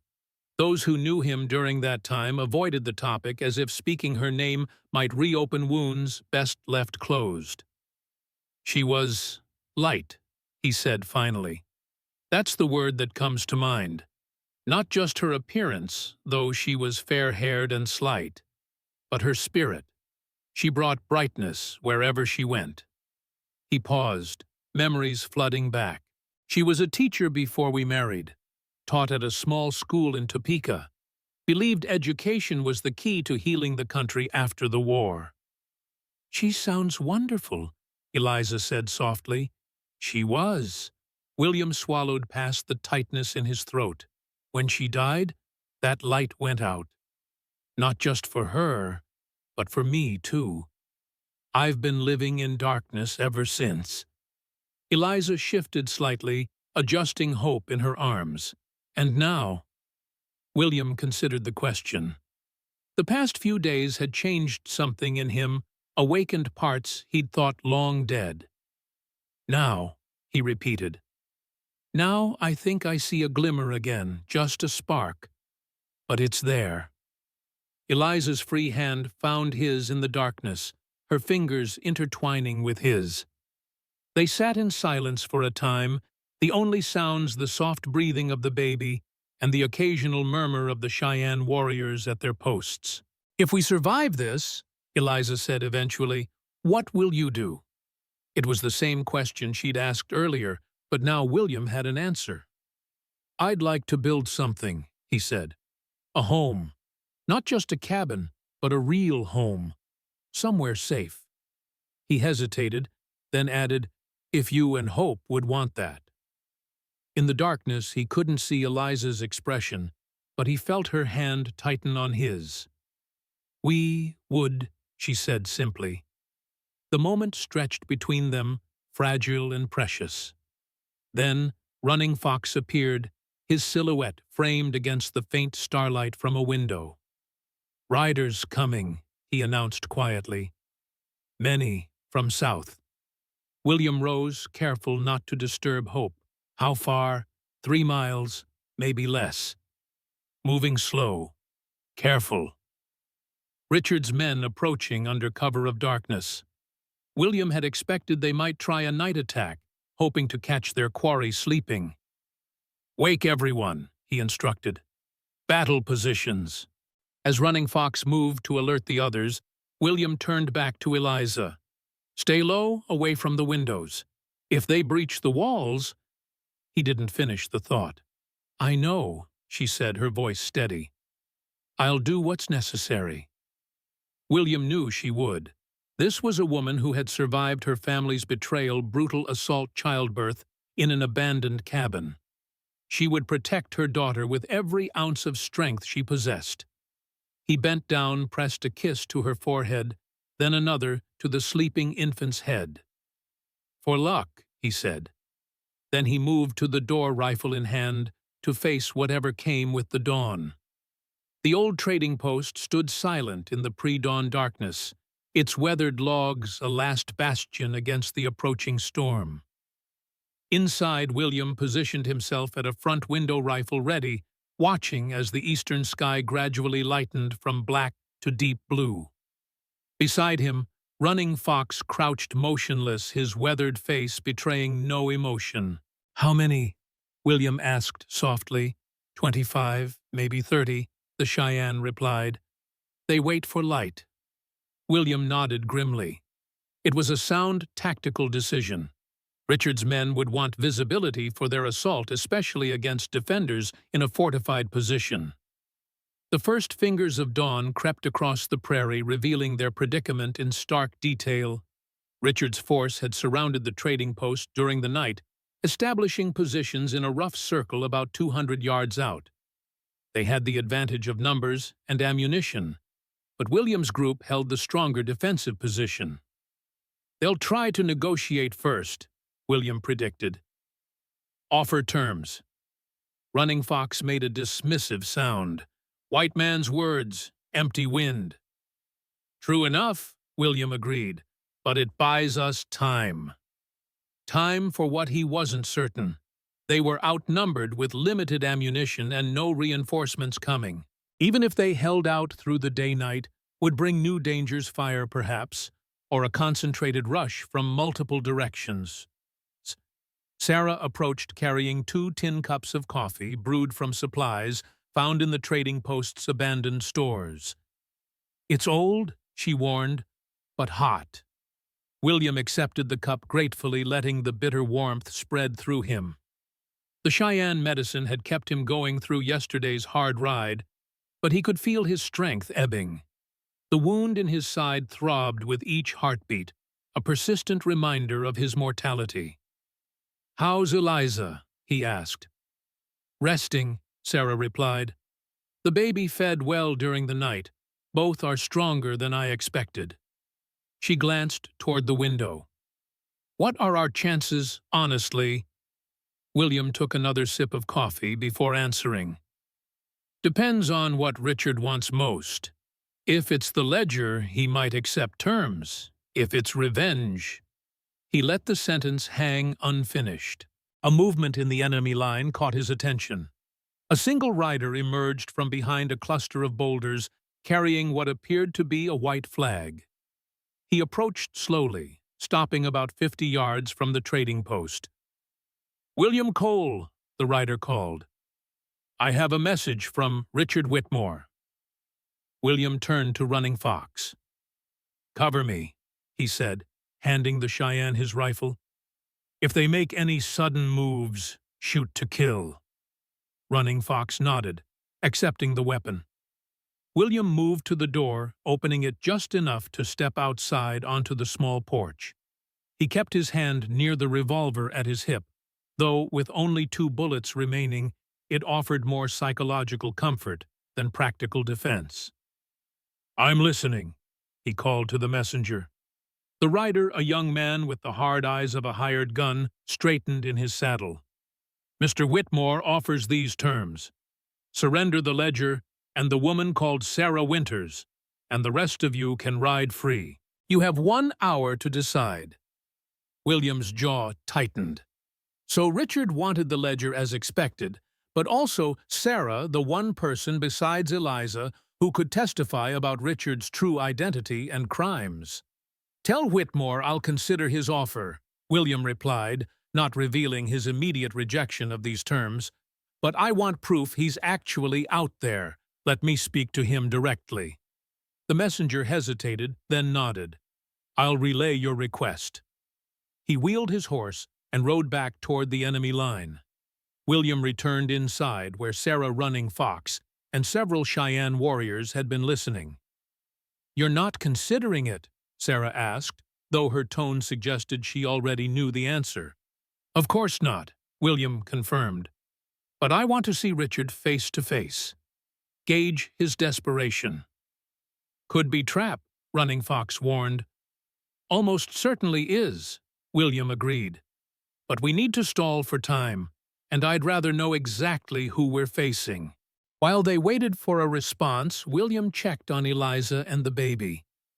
They had been moved to the most protected corner of the trading post, away from any windows or doors. Eliza sat against the wall, little Hope sleeping peacefully in her arms. "I heard," she said as William approached. "Richard wants the ledger and Sarah." William nodded. "He's trying to eliminate the witnesses. Without you, Sarah, and the ledger, it would be his word against mine." "And you're the disgraced scout with a history of false accusations," Eliza concluded. "The perfect scapegoat." "Exactly." William lowered himself carefully beside her, his wound protesting the movement. "But it doesn't matter. We're not surrendering anyone or anything." Eliza studied his face. "You have a plan." "Working on one," William admitted. It wasn't much of an answer, but it was honest. He was still assessing their options, none of which seemed particularly promising. A call from outside interrupted their conversation. William returned to the front of the trading post where Running Fox was watching through a crack in the shutters. "Whitmore comes," the Cheyenne reported. William looked out to see 2 riders approaching the messenger and a second man he recognized immediately as Richard Whitmore. Even at this distance, Richard's aristocratic bearing was unmistakable. He sat straight in the saddle, despite the bullet wound in his shoulder, which was bandaged, but clearly paining him. William stepped outside again, this time moving a few paces from the porch to meet Richard in the open ground between the trading post and the enemy line. Richard dismounted stiffly, his face pale beneath his neatly trimmed beard. The 2 men approached each other warily, stopping about 10 feet apart. "Cole," Richard acknowledged coldly. Whitmore, William replied. Or should I say Richard Whitmore, not Earl after all? A flicker of annoyance crossed Richard's face. Names are such trivial things in the grand scheme. Tell that to your sister, William countered. The one you married under false pretenses, or the other one you left for dead. Family business, Richard dismissed. Nothing to do with you. It became my business when I found Eliza bleeding in the dirt, William said, his voice hardening. When I delivered her child, your child, in an abandoned cabin, while Reynolds and his men hunted us like animals. For the first time, something like genuine emotion crossed Richard's face. The child lives, he asked, his tone unreadable. A daughter, William confirmed. No thanks to you or Lydia. Richard absorbed this information, his expression calculating. That changes nothing, he said finally. My terms stand. The ledger and Sarah Winters in exchange for your lives. And if we refuse? Richard's smile was cold. Then we burn you out. My men have coal oil and torches. That old trading post will go up like tinder. He gestured to the surrounding force. You're outnumbered and outgunned, Cole. Be reasonable. William studied the man before him, searching for any sign of the humanity that must have existed before war, greed, and ambition had twisted him. He found none. I'll need time to discuss with the others, William said, playing for more delay. 1 hour, Richard repeated. No more. He turned to leave, then paused. One other thing, Cole. Reynolds got a message through to Fort Dodge before your Cheyenne friends captured him. A cavalry detachment is on its way. When they arrive, your Indian allies will be shot or hanged as hostiles. Think about that while you're considering my offer. With that parting threat, Richard returned to his horse and rode back to his lines, leaving William standing alone in the growing light of dawn. Inside the trading post, William relayed the conversation to the others. Running Fox received the news about the cavalry detachment with stoic resignation. We expected this, he said. Soldiers always side with white man's law. Not always, William countered. If we can reach Fort Hays with the ledger, and Reynolds the federal marshal, there might listen. He's known to be fair-minded even toward Indians. Big if, Running Fox observed. Sarah, who had been listening intently, spoke up. Richard is lying about something, I can tell. About the cavalry? William asked. No, that's likely true, Sarah admitted. But something else, his manner when you mentioned the baby. She frowned, thinking. He seemed almost concerned. William had noticed it too, that brief flicker in Richard's otherwise cold demeanor. You think he cares about the child? Not in a fatherly way, Sarah clarified. Richard has never cared about anyone but himself, but the child represents something to him. Continuation, perhaps. The Whitmore bloodline. Or a pawn, Eliza said, joining the conversation. She had approached quietly, hope still cradled in her arms. A legitimate heir he could control. My father's will specified that the Whitmore fortune passes through the direct bloodline. That's why Richard married Lydia, to access what he saw as his birthright. And now there's a new Whitmore, William realized. One with a potentially stronger claim. Eliza nodded. A child of both Whitmore lines, both Richard's and mine. In his twisted mind, that might make her valuable. This insight offered a potential advantage, small though it might be. If Richard valued the child, it gave them one more card to play. We're still left with the immediate problem, Sarah pointed out. We can't hold out here indefinitely. William moved to the map they had sketched in the dust of the trading post floor. Fort Hays is here, he said, pointing, about 60 miles northwest. If we could break through Richard's lines and reach open country, we might make it. Break through how? Sarah asked skeptically. They have us surrounded. Running Fox had been studying the crude map. Now he pointed to the river behind the trading post. Waterway. River bends here, creates blind spot in their line. William considered this. The Smoky Hill River ran directly behind the trading post, its bank steep but not impassable. If Richard's men were focused on the building itself, they might have left the river less heavily guarded. It could work, he said slowly, but we'd need a diversion. Something to focus their attention on the front of the building while a small group escapes via the river. I'll create the diversion, Sarah volunteered immediately. No, William and Eliza said simultaneously. Sarah held up a hand. Hear me out. Richard wants me specifically because I can testify about his true identity.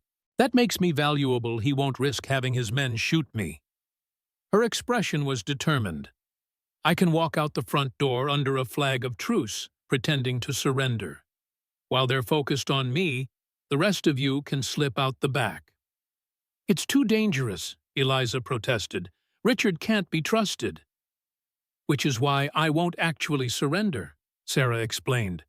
I'll keep them talking, demand to speak directly to Richard, create as much confusion as possible. Then, when I get the signal that you're clear, I'll make my own escape. William didn't like it, but he had to admit it was their best option. What about Reynolds and the other prisoners? Leave them, Running Fox suggested pragmatically. Too dangerous to bring. William shook his head. Reynolds is our proof. Without him and his testimony, the ledger alone might not be enough. After further discussion, they settled on a compromise.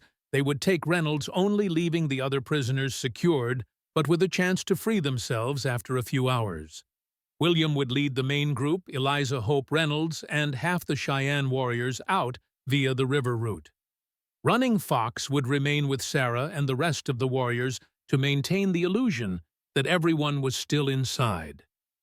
Once we're clear, William instructed, count to 500, then create whatever distraction you can and make your own escape. Head north along the river, and we'll rendezvous at the rock formation we passed yesterday, the one that looked like a bear. Running Fox nodded. Bear Rock, 10 miles north.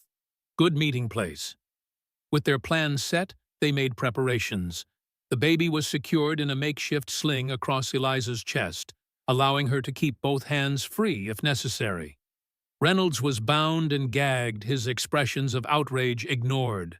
The ledger was wrapped in oilcloth and tied securely to William's belt. Sarah would wait until the end of Richard's 1-hour ultimatum before initiating her diversion. That gave the escape group time to get into position at the river exit, a small door at the rear of the trading post that had once been used to receive deliveries from boats.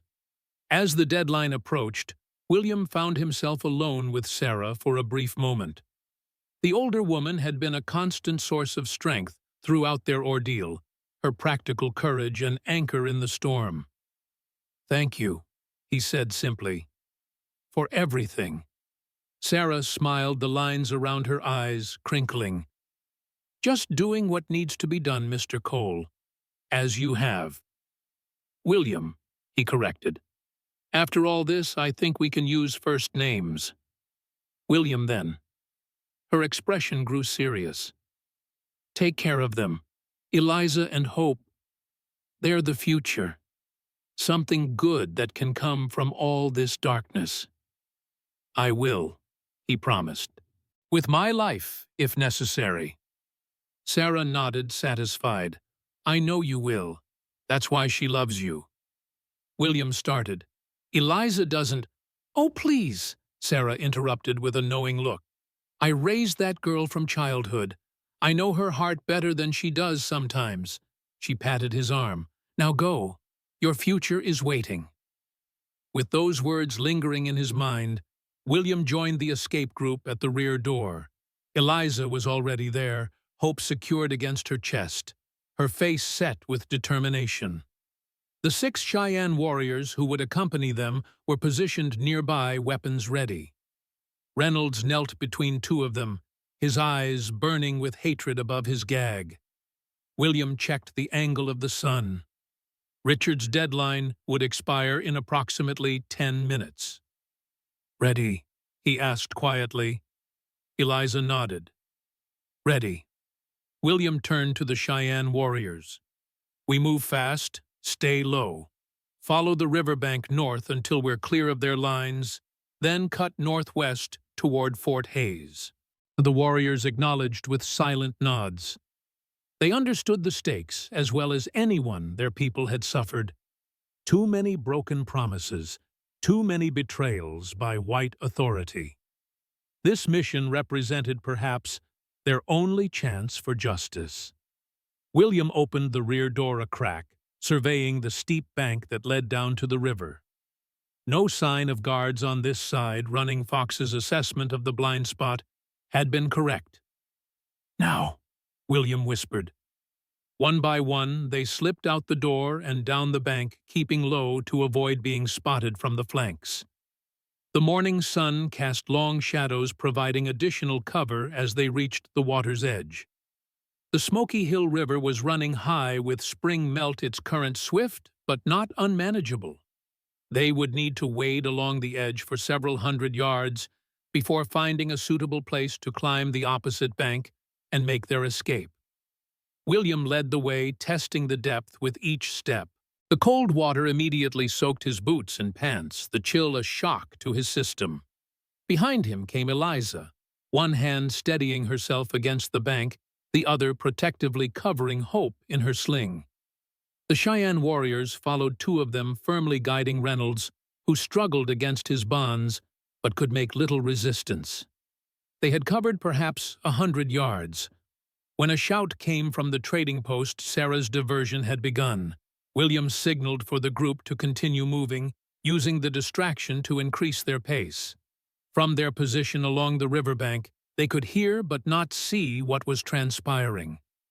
Sarah's voice carried clearly across the morning air, addressing Richard's forces with surprising authority. There was a commotion, more shouting than a single gunshot, that made William's heart freeze momentarily. "Keep moving," he urged the others, fighting the impulse to turn back. Sarah and Running Fox knew the risks. Their job was to ensure the ledger, and Reynolds reached Fort Hays no matter the cost. They continued wading through the cold water, the trading post receding behind them. Just as they approached a promising spot to climb the opposite bank, multiple gunshots rang out, followed by the unmistakable war cries of Cheyenne warriors. The battle had begun in earnest. William could only hope that Sarah and Running Fox had found a way to escape in the chaos. "Up here," he directed, pointing to a less steep section of the far bank. "Quickly now." One by one, they scrambled up the muddy slope, helping each other over the edge. Eliza struggled with the extra weight of the baby, but refused assistance, determination giving her strength beyond her slight frame. As they crested the bank, William's heart sank. Directly ahead, not 50 yards away, stood 3 of Richard's men, rifles raised. "Hold it right there," one shouted. William reached for his revolver, knowing his 2 remaining bullets wouldn't be enough.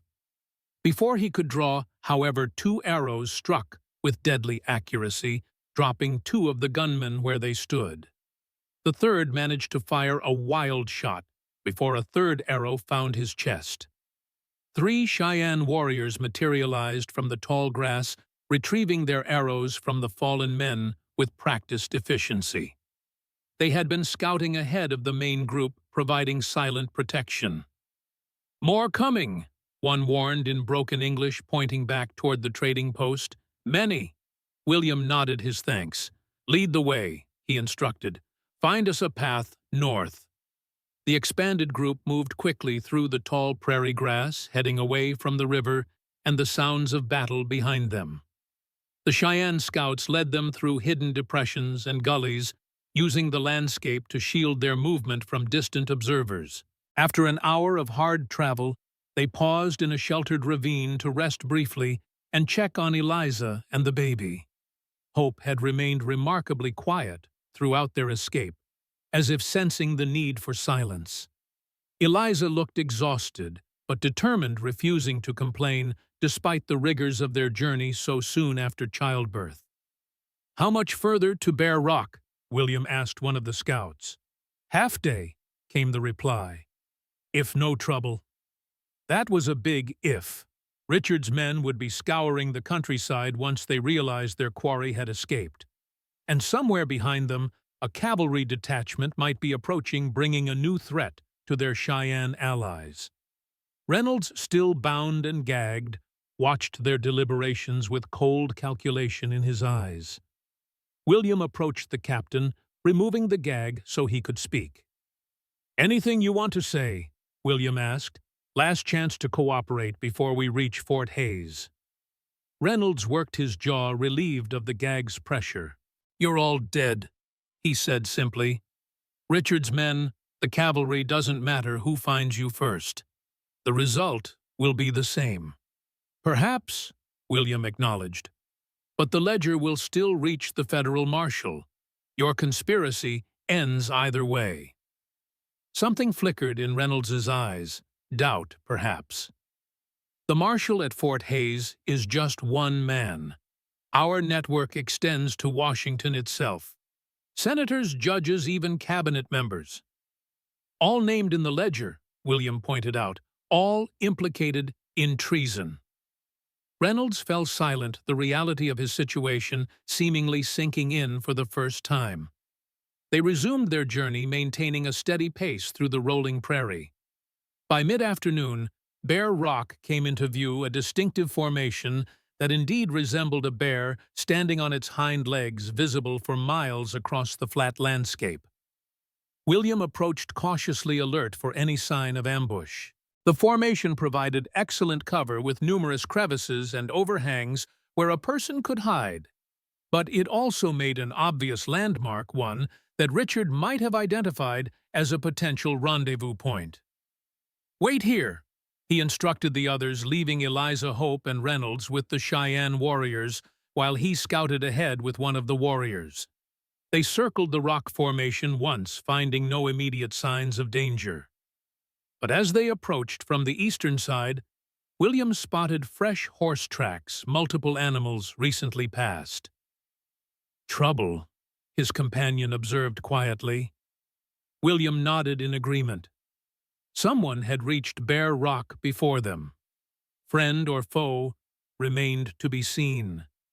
They were about to retreat when a voice called from the rocks above. "About time you showed up, Lieutenant." William looked up, startled, to see Jacob Henderson perched on a ledge 20 feet above them, rifle across his knees, and a broad grin on his face. "Henderson!" William called, hardly believing his eyes. "How in God's name—" "Long story," Henderson replied, descending from his position with surprising agility for such a large man. "Short version, got your message to Reverend Washington. Figured you might need help, so I gathered some friends and headed this way." He gestured behind the rocks. "Got about 15 men back there, all armed and itching for a fight with Whitmore's bunch." William could scarcely process this unexpected turn of fortune. "Sarah running Fox, any sign of them?" Henderson's expression sobered. "Not yet, but we heard gunfire from the south a few hours back. Trading post, I'm guessing." William nodded, explaining their escape and the diversion Sarah and Running Fox had created. "Brave woman," Henderson said when William finished.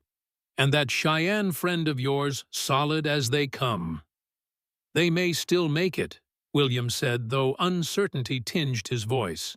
"They plan to follow the river north after creating their distraction." Henderson nodded. "I'll send scouts south along the river.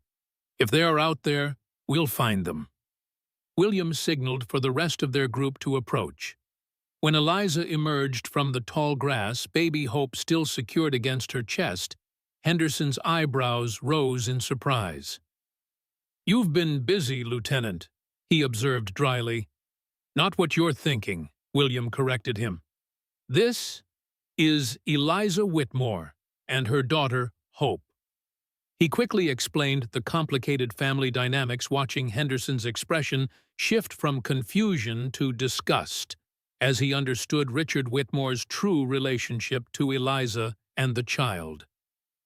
"That's hell, I don't even have words for what that is," Henderson said finally, "but it explains a lot about why he was so desperate to silence her." William introduced Reynolds as well, explaining the captain's role in the conspiracy and his value as a witness. Henderson eyed the bound officer with undisguised contempt. "Got a special place in hell for men who betray their uniform," he commented. They moved behind Bear Rock, where William found the reinforcements Henderson had promised: 15 men, mostly from the colored settlement outside Dodge City, but also a few white farmers who had suffered under the Whitmore's land-grabbing schemes. All were armed, and as Henderson had said, eager for a confrontation. For the first time since leaving the trading post, William allowed himself to feel a glimmer of hope. With these reinforcements, they stood a much better chance of reaching Fort Hays intact. Eliza sat on a blanket spread over the rocky ground, finally able to tend properly to Hope after their hasty escape and journey. The baby had begun to fuss hungry after the long morning. William approached carrying a canteen of fresh water. Henderson's men found a spring nearby, he explained, offering it to her. "Thank you." She accepted it gratefully, drinking deeply before using some to dampen a cloth and gently clean Hope's face. "Any word from Sarah or Running Fox?" "Not yet," William admitted. "But Henderson's sent scouts to look for them." Eliza nodded, her expression a mixture of worry and hope. "They'll make it," she said with more confidence than she likely felt. "Sarah's survived worse than this." William settled beside her, wincing as his wound protested the movement. The day's exertions had taken their toll, reopening the injury and draining his already depleted strength. Eliza noticed his discomfort immediately. "You're bleeding again," she observed, reaching out to touch the dark stain spreading on his shirt. "It's nothing," William dismissed. "We have more important concerns." "You collapsing from blood loss would be a very important concern," Eliza countered firmly. "Let me see it." Before William could protest further, Henderson approached with one of the older men from his group. "This is Isaiah," Henderson introduced. "Was a field medic during the war. Knows his way around bullet wounds." Isaiah, a dignified black man with graying hair and kind eyes, knelt beside William. "Let's have a look, sir," he said, his tone making it clear he would brook no argument. Reluctantly, William lifted his shirt, revealing the angry wound in his side. The Cheyenne medicine had helped temporarily, but the day's exertions had undone much of that benefit. The flesh around the wound was red and swollen, clear signs of infection. Isaiah examined it carefully, his experienced hands gentle but thorough. "Bullet still in there?" he asked. William shook his head. "Through and through. Happened 2 days ago." Isaiah raised his eyebrows. "And you've been riding hard since then. I'm surprised you're still on your feet." He turned to Henderson. "Need to clean this properly. Stitch it closed. Got my kit in my saddlebag."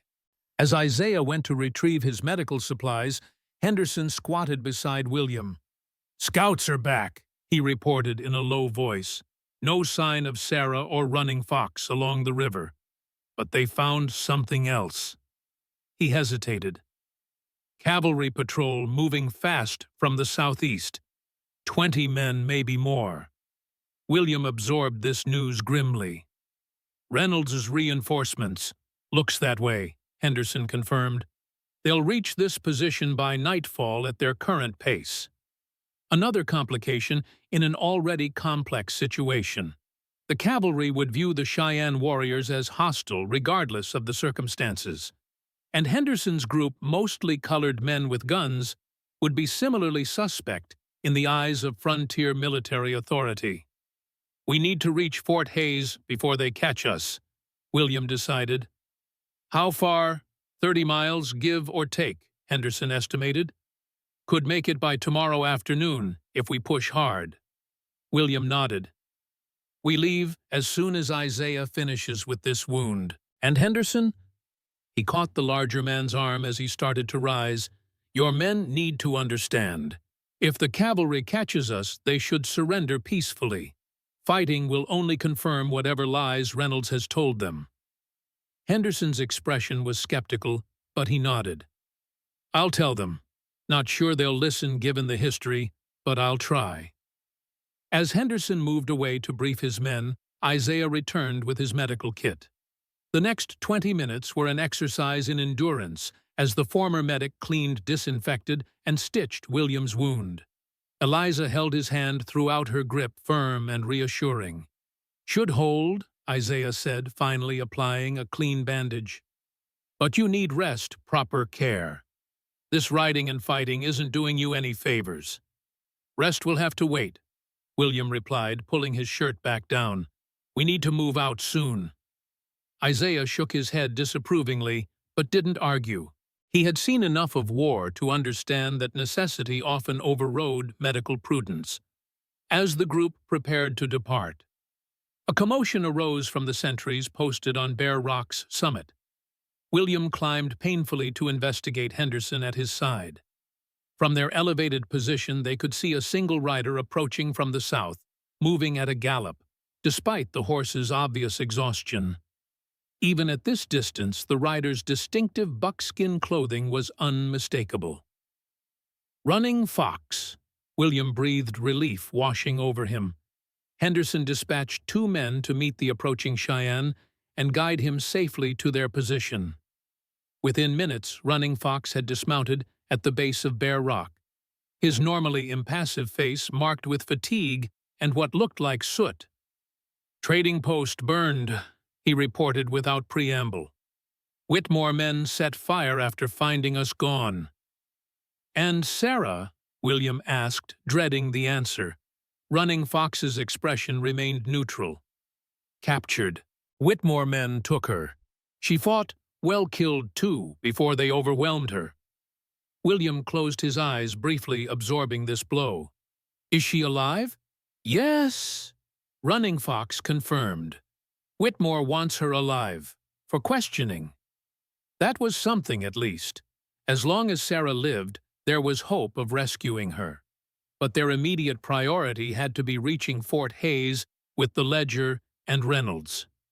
Whitmore men follow, Running Fox continued. 20, maybe more. And blue coats from east.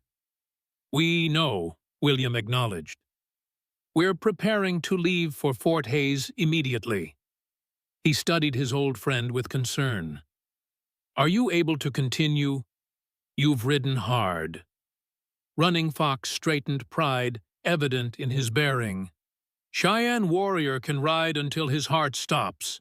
I continue. William clasped the man's shoulder in silent gratitude. Together they descended to where the others were preparing to depart. Eliza's face lit with relief when she saw Running Fox, though it quickly turned to concern when she learned of Sarah's fate. We have to help her, she insisted. We will, William promised. But first we secure the Ledger and Reynolds. Without them, everything Sarah has sacrificed would be for nothing. It was a hard truth, but Eliza accepted it with the same quiet strength she had shown throughout their ordeal. She had hope secured in the sling once more, ready to travel despite her own exhaustion. With Henderson leading the expanded group set out northwest toward Fort Hays. They moved in a tight formation, the Cheyenne warriors scouting ahead, and to the sides alert for pursuit from either Richard's men or the approaching cavalry. The afternoon sun beat down on the rolling prairie as they rode, its heat a stark contrast to the morning's chill along the river. William rode beside Eliza, watching her closely for signs of fatigue. Despite her determination, she was still recovering from childbirth, her body pushed far beyond reasonable limits. We'll rest at sunset, he told her. Just a few hours, but you need it. She started to protest, then relented acknowledging her limits with a slight nod. "A few hours," she agreed. "Then we continue." As the sun began its descent toward the western horizon, Henderson called a halt in a shallow ravine that offered some protection from distant observation. The horses were watered from canteens, their limited supply carefully rationed. A cold camp was established, no fires that might reveal their position to pursuers. William checked with the Cheyenne scouts, who reported no immediate signs of pursuit. But Running Fox, whose wilderness skills exceeded even those of his younger companions, was less optimistic. "They come," he said simply. "Both groups.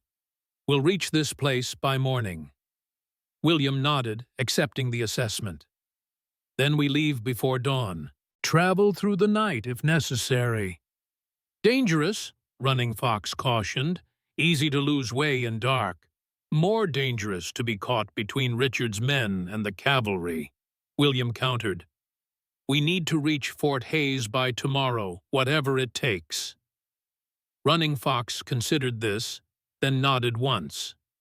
"I will guide. No stars like white man knows roads." With that settled, William sought out Eliza, finding her seated against a boulder, nursing hope. The simple, intimate scene struck him with unexpected force, a moment of peace and connection amidst the chaos of their flight. He approached quietly, not wanting to intrude. Eliza looked up, offering a tired smile that nonetheless transformed her face. "She's strong," Eliza said, gazing down at her daughter. "Like her grandfather. The real Jonathan Whitmore, not the monster my brother became." William sat beside her, careful of his wound. "Tell me about him. Your father." Eliza's expression grew thoughtful. "He was complicated. Ambitious, certainly, hard in business, but he loved his family in his way." She adjusted hope gently. "After Mother died, something changed in him. He threw himself into expanding the business, building the Whitmore empire. I think it was his way of coping with grief." "And Richard, was he always—" "A monster," Eliza finished. "No, not always. As a boy, he was bright charming when he wanted to be. But there was always something missing. Empathy, perhaps. The ability to see others as fully human." She sighed. "The war changed him as it changed so many. But I think the seeds were always there." William understood. He had seen it before, how conflict could reveal, rather than create, a man's true nature. Some found courage they never knew they possessed. Others discovered darkness that had always lurked beneath the surface. "What will you do?" he asked. "After we reach Fort Hays, after all this is over." Eliza considered the question. "I haven't thought that far ahead," she admitted. "Everything happened so quickly." She looked down at Hope. "But I want something different for her. Not the Whitmore wealth and power that's tainted now. Something simpler.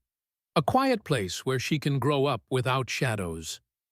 "A home," William suggested, recalling their conversation the previous night. "Yes."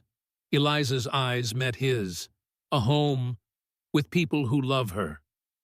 The moment stretched between them, heavy with unspoken possibilities. William found himself imagining a future he had long since abandoned, a home of family purpose beyond mere survival. "I meant what I said last night," he said finally. "If you'd want that, if you'd want me to be part of your lives."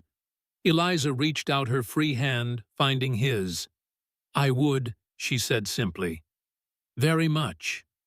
Before William could respond, Henderson appeared, his expression grave. "Riders coming from the south," he reported. "Moving fast." The brief moment of peace shattered. William was on his feet, instantly ignoring the pain that shot through his side. "How many?" he demanded. "Hard to tell in this light," Henderson replied. "But at least a dozen. and they're pushing hard like they know exactly where we are. William exchanged a glance with Eliza. We need to move. Now. The camp erupted into controlled chaos as men rushed to saddle horses and gather supplies. William helped Eliza to her feet, ensuring Hope was secure in her sling. Stay close to me, he instructed, no matter what happens. She nodded, her expression resolute, despite the fear evident in her eyes. Within minutes, the group was mounted and moving north, abandoning the sheltered ravine for open prairie. The last light of day was fading rapidly, the first stars appearing in the eastern sky. They rode hard through the gathering darkness, Running Fox guiding them with uncanny precision, despite the absence of visible landmarks. Behind them, the sounds of pursuit grew steadily closer, hoofbeats and occasional shouts carrying on the still night air. Richard's men, Henderson confirmed after sending a scout back to observe. They're gaining on us. William made a quick decision. We need to split up, he said. Divide their forces. Henderson nodded in agreement. I'll take half my men east, draw some of them away.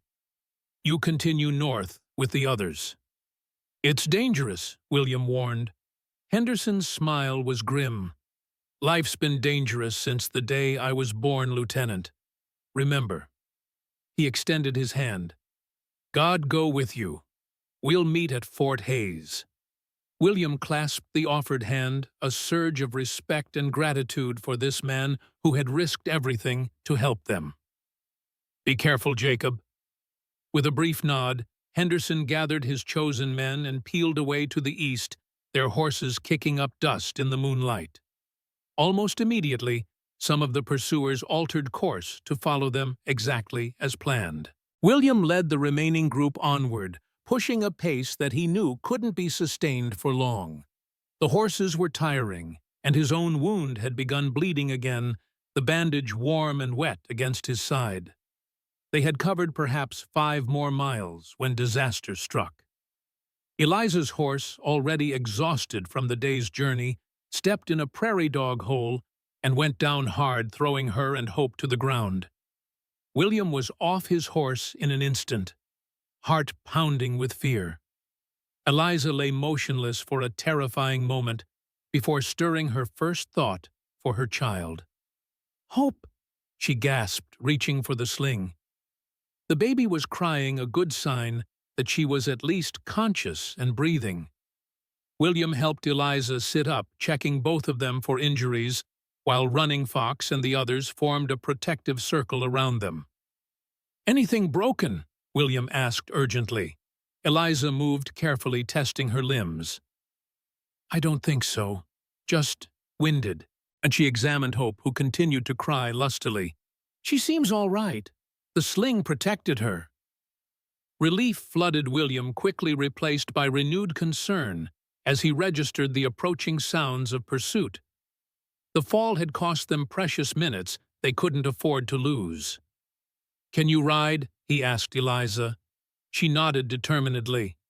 Yes. William turned to Running Fox. Her horse. The Cheyenne shook his head. Leg broken. Useless. She'll ride with me, William decided, helping Eliza to her feet. His own horse was larger and stronger, better able to carry double weight despite its fatigue. As he helped Eliza mount, then swung up behind her, William made another difficult decision.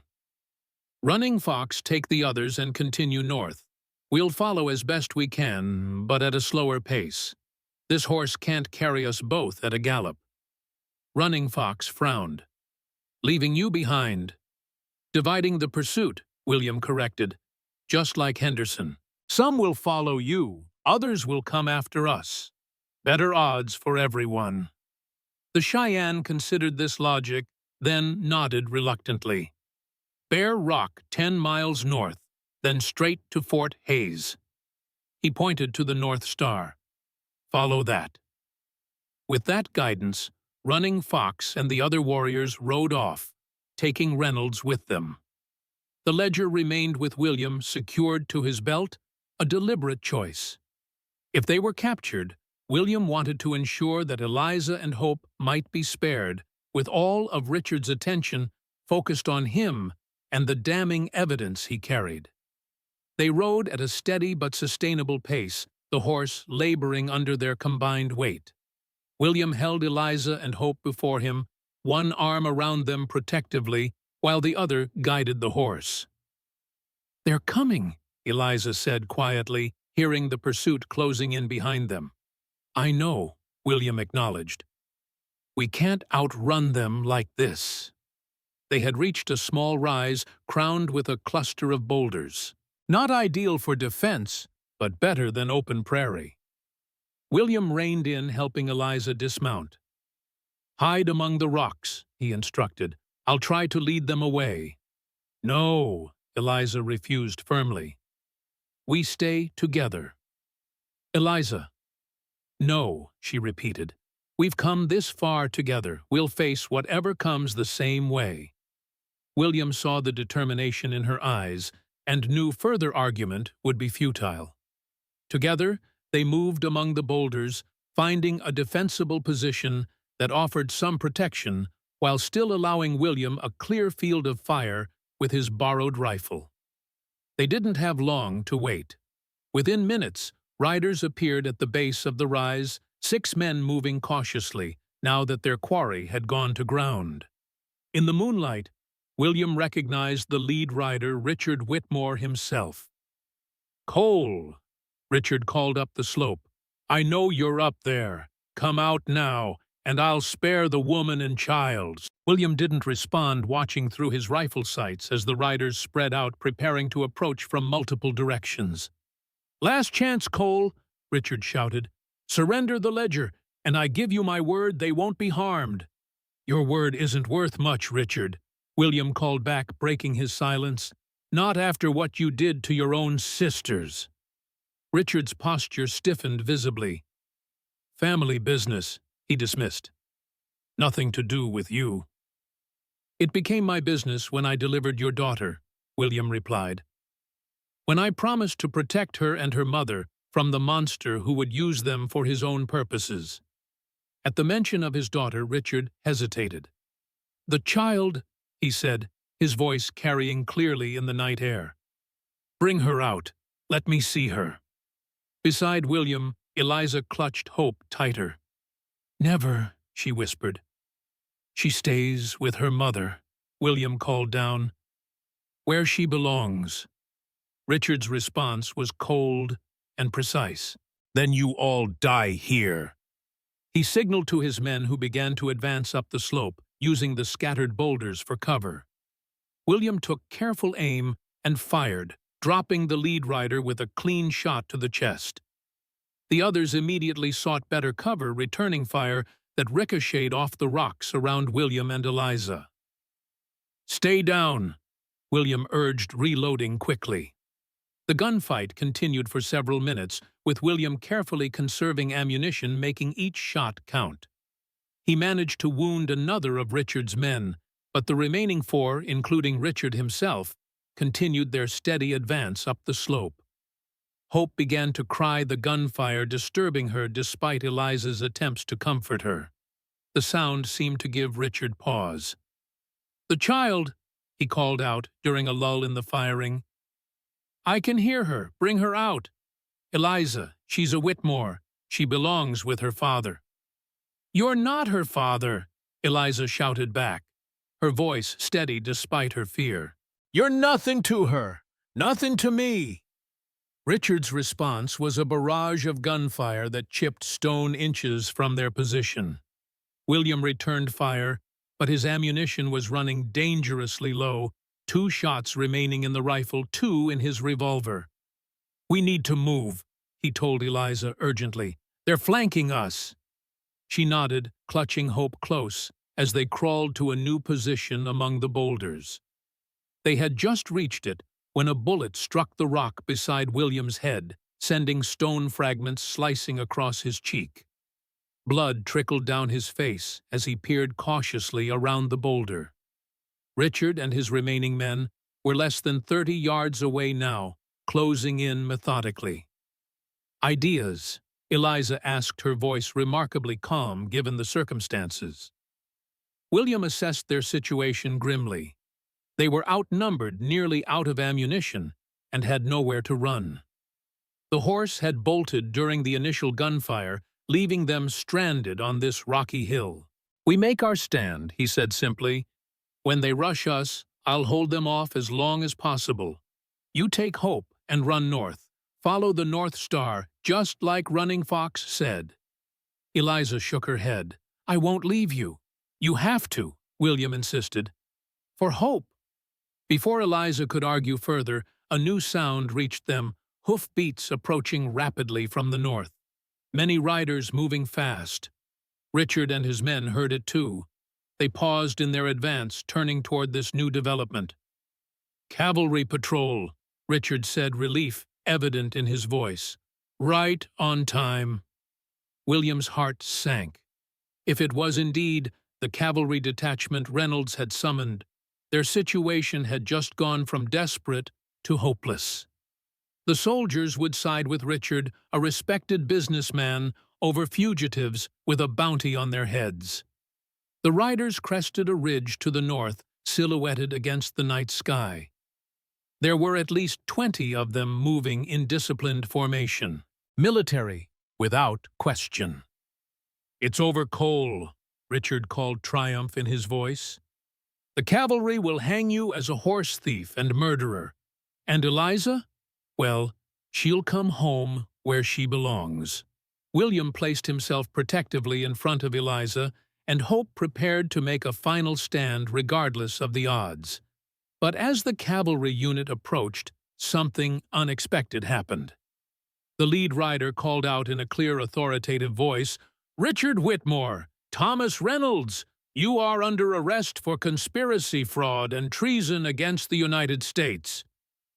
Richard's expression of triumph transformed to one of shock and confusion. "What? Who are you?"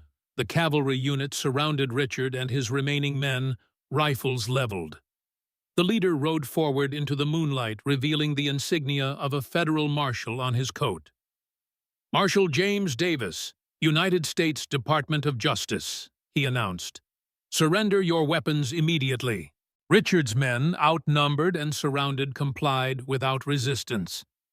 But Richard himself made a desperate attempt, raising his pistol toward the marshal. William's rifle cracked once more, the bullet striking Richard's arm. The pistol fell as Richard cried out in pain and rage. "That's the last time you threaten anyone, Richard," William said, stepping out from behind the boulder, his rifle trained steadily despite his exhaustion and blood loss. Marshal Davis dismounted, approaching William with a mixture of caution and respect. "William Cole?" he asked. William nodded, lowering his rifle as federal agents took Richard into custody. "We got your message," Davis explained. "From Henderson and your Cheyenne friends. They reached Fort Hays a few hours ago with Reynolds and the Ledger." He glanced at Richard, who was being bound and placed on a horse. "We've been after this conspiracy for months, but never had enough evidence until now." Relief washed over William, so profound that his knees nearly buckled. It was over. They had succeeded. Eliza emerged from the rocks. Hope quiet now in her arms. In the moonlight, with her head held high despite her tattered clothes and exhaustion, she looked like some frontier Madonna, a symbol of endurance and quiet strength. Marshal Davis removed his hat respectfully. "Miss Whitmore," he acknowledged. "You're safe now. Both of you." "Sarah Winters," William said urgently. "She was captured by Richard's men. She's a key witness." "Already rescued," Davis assured him. "Henderson's group found her being transported to Dodge City and intercepted them. She's at Fort Hays, now recovering." Another weight lifted from William's shoulders. Against all odds, they had all survived Sarah Henderson running Fox, and now Eliza and Hope. As federal agents secured the scene and attended to the wounded, William turned to Eliza. In her eyes, he saw the same stunned relief. He felt the realization that their ordeal was truly ending. "It's over," he said softly. She nodded, tears finally breaking free after days of forced composure. "We made it," she whispered, her voice catching. "We all made it." William gently drew her and Hope into his arms, mindful of his wounds but needing the contact, the confirmation that they were real and alive and safe. Eliza leaned into him, her head resting against his chest, as days of tension finally released in quiet tears. Above them, the stars wheeled in their eternal patterns, the North Star that had guided them, now one light among many, in a sky full of possibilities. Epilogue. The small cabin stood on a gentle rise overlooking a bend in the Arkansas River, its new logs golden in the autumn sunlight. Smoke curled from the stone chimney, carrying the scent of pine and cooking apples on the crisp air. On the wide front porch, William Cole sat in a handcrafted rocking chair, whittling a small wooden horse. Beside him, in a matching chair, Sarah Winters knitted a tiny cap, her deft hands moving steadily despite her advancing years. The sound of laughter drew their attention to the yard, where Eliza was hanging laundry, while 3-month-old Hope watched from a basket, her dark eyes following her mother's movements with remarkable focus. "Smart one, that girl," Sarah observed. "Takes after her mother." William smiled, setting aside his whittling. "Thankfully." The trial of Richard Whitmore, Thomas Reynolds, and their co-conspirators had concluded the previous month. The evidence provided by the ledger, combined with testimony from Eliza Sarah and the repentant Private Matthews, had been overwhelming. Richard and Reynolds would spend the rest of their lives in federal prison. Lydia, while not directly implicated in the conspiracy, had lost everything when the Whitmore assets were seized by the government. For Eliza, it had meant freedom from her family's toxic legacy, from the burden of wealth built on corruption, from a past that had nearly destroyed her. She had wanted nothing from the Whitmore fortune, asking only for enough to build a modest home far from Dodge City. William set his rocker in motion, watching Eliza as she worked in the yard. The last few months had changed them both. His wounds had healed, leaving new scars to join the old ones.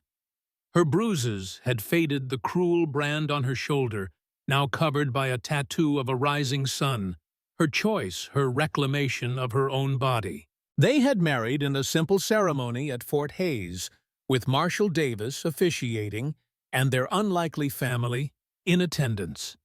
Sarah Henderson, Running Fox, and the Reverend Washington, who had traveled from Dodge City for the occasion. It wasn't a marriage of convenience or gratitude, but one built on the unshakable foundation of shared struggle and mutual respect. The homestead was taking shape around them. A small barn housed 2 horses and a milk cow. A garden plot had been cleared for spring planting. William had even begun building a schoolhouse, fulfilling Hannah's old dream, while creating a new future with Eliza. Running Fox visited occasionally, bringing news from the Cheyenne, and sometimes staying to help with the heavier work. Henderson had used his portion of the reward money to rebuild his blacksmith shop in Dodge City, creating a business that employed several men from the colored settlement. As William watched Eliza finished hanging the laundry and lifted Hope from her basket, the baby gurgled happily, reaching for her mother's face with tiny hands. Eliza laughed, the sound carrying across the yard like music. "You should go help her," Sarah suggested, her knowing smile visible despite her focus on her knitting. William rose, leaving his whittling on the small table between the rocking chairs. As he descended the porch steps, Eliza looked up, her face brightening at the sight of him. "I was just coming to find you," she said as he approached. "Hope wants her father." William accepted the baby carefully, still somewhat awed by how small and perfect she was. Hope regarded him solemnly for a moment, before breaking into a toothless smile that never failed to melt his heart. "She's getting heavier," he observed, "growing stronger every day." Eliza agreed, leaning against him as they both gazed down at their daughter, not his by blood, but his in every way that mattered. They stood together in the autumn sunlight, a family forged in fire and blood, but sustained by something stronger than either. Beyond the cabin, the prairie stretched to the horizon, golden grasses rippling in the breeze. The land had seen its share of violence and sorrow, but it endured as they had endured. "I never thought I'd have this again," William said quietly. "A home, a family." Eliza looked up at him, her eyes clear and direct as always. "Neither did I," she admitted. "After everything, I thought that part of life was closed to me. And now—" Her smile was answer enough, but she spoke anyway, her voice carrying the quiet certainty that had first drawn him to her on that fateful day when she had whispered, "Don't let me die." "Now we build something worth saving," she said, "for hope, for ourselves, for the future." As if in agreement, hope cooed and reached for her mother again.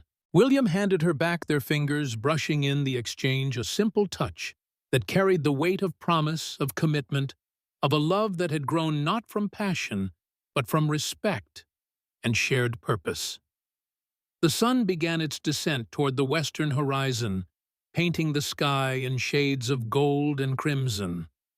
Soon Sarah would call them in for supper, and they would gather around the table as a family, not bound by blood, but by choice, by survival, by the quiet miracle of finding home in each other.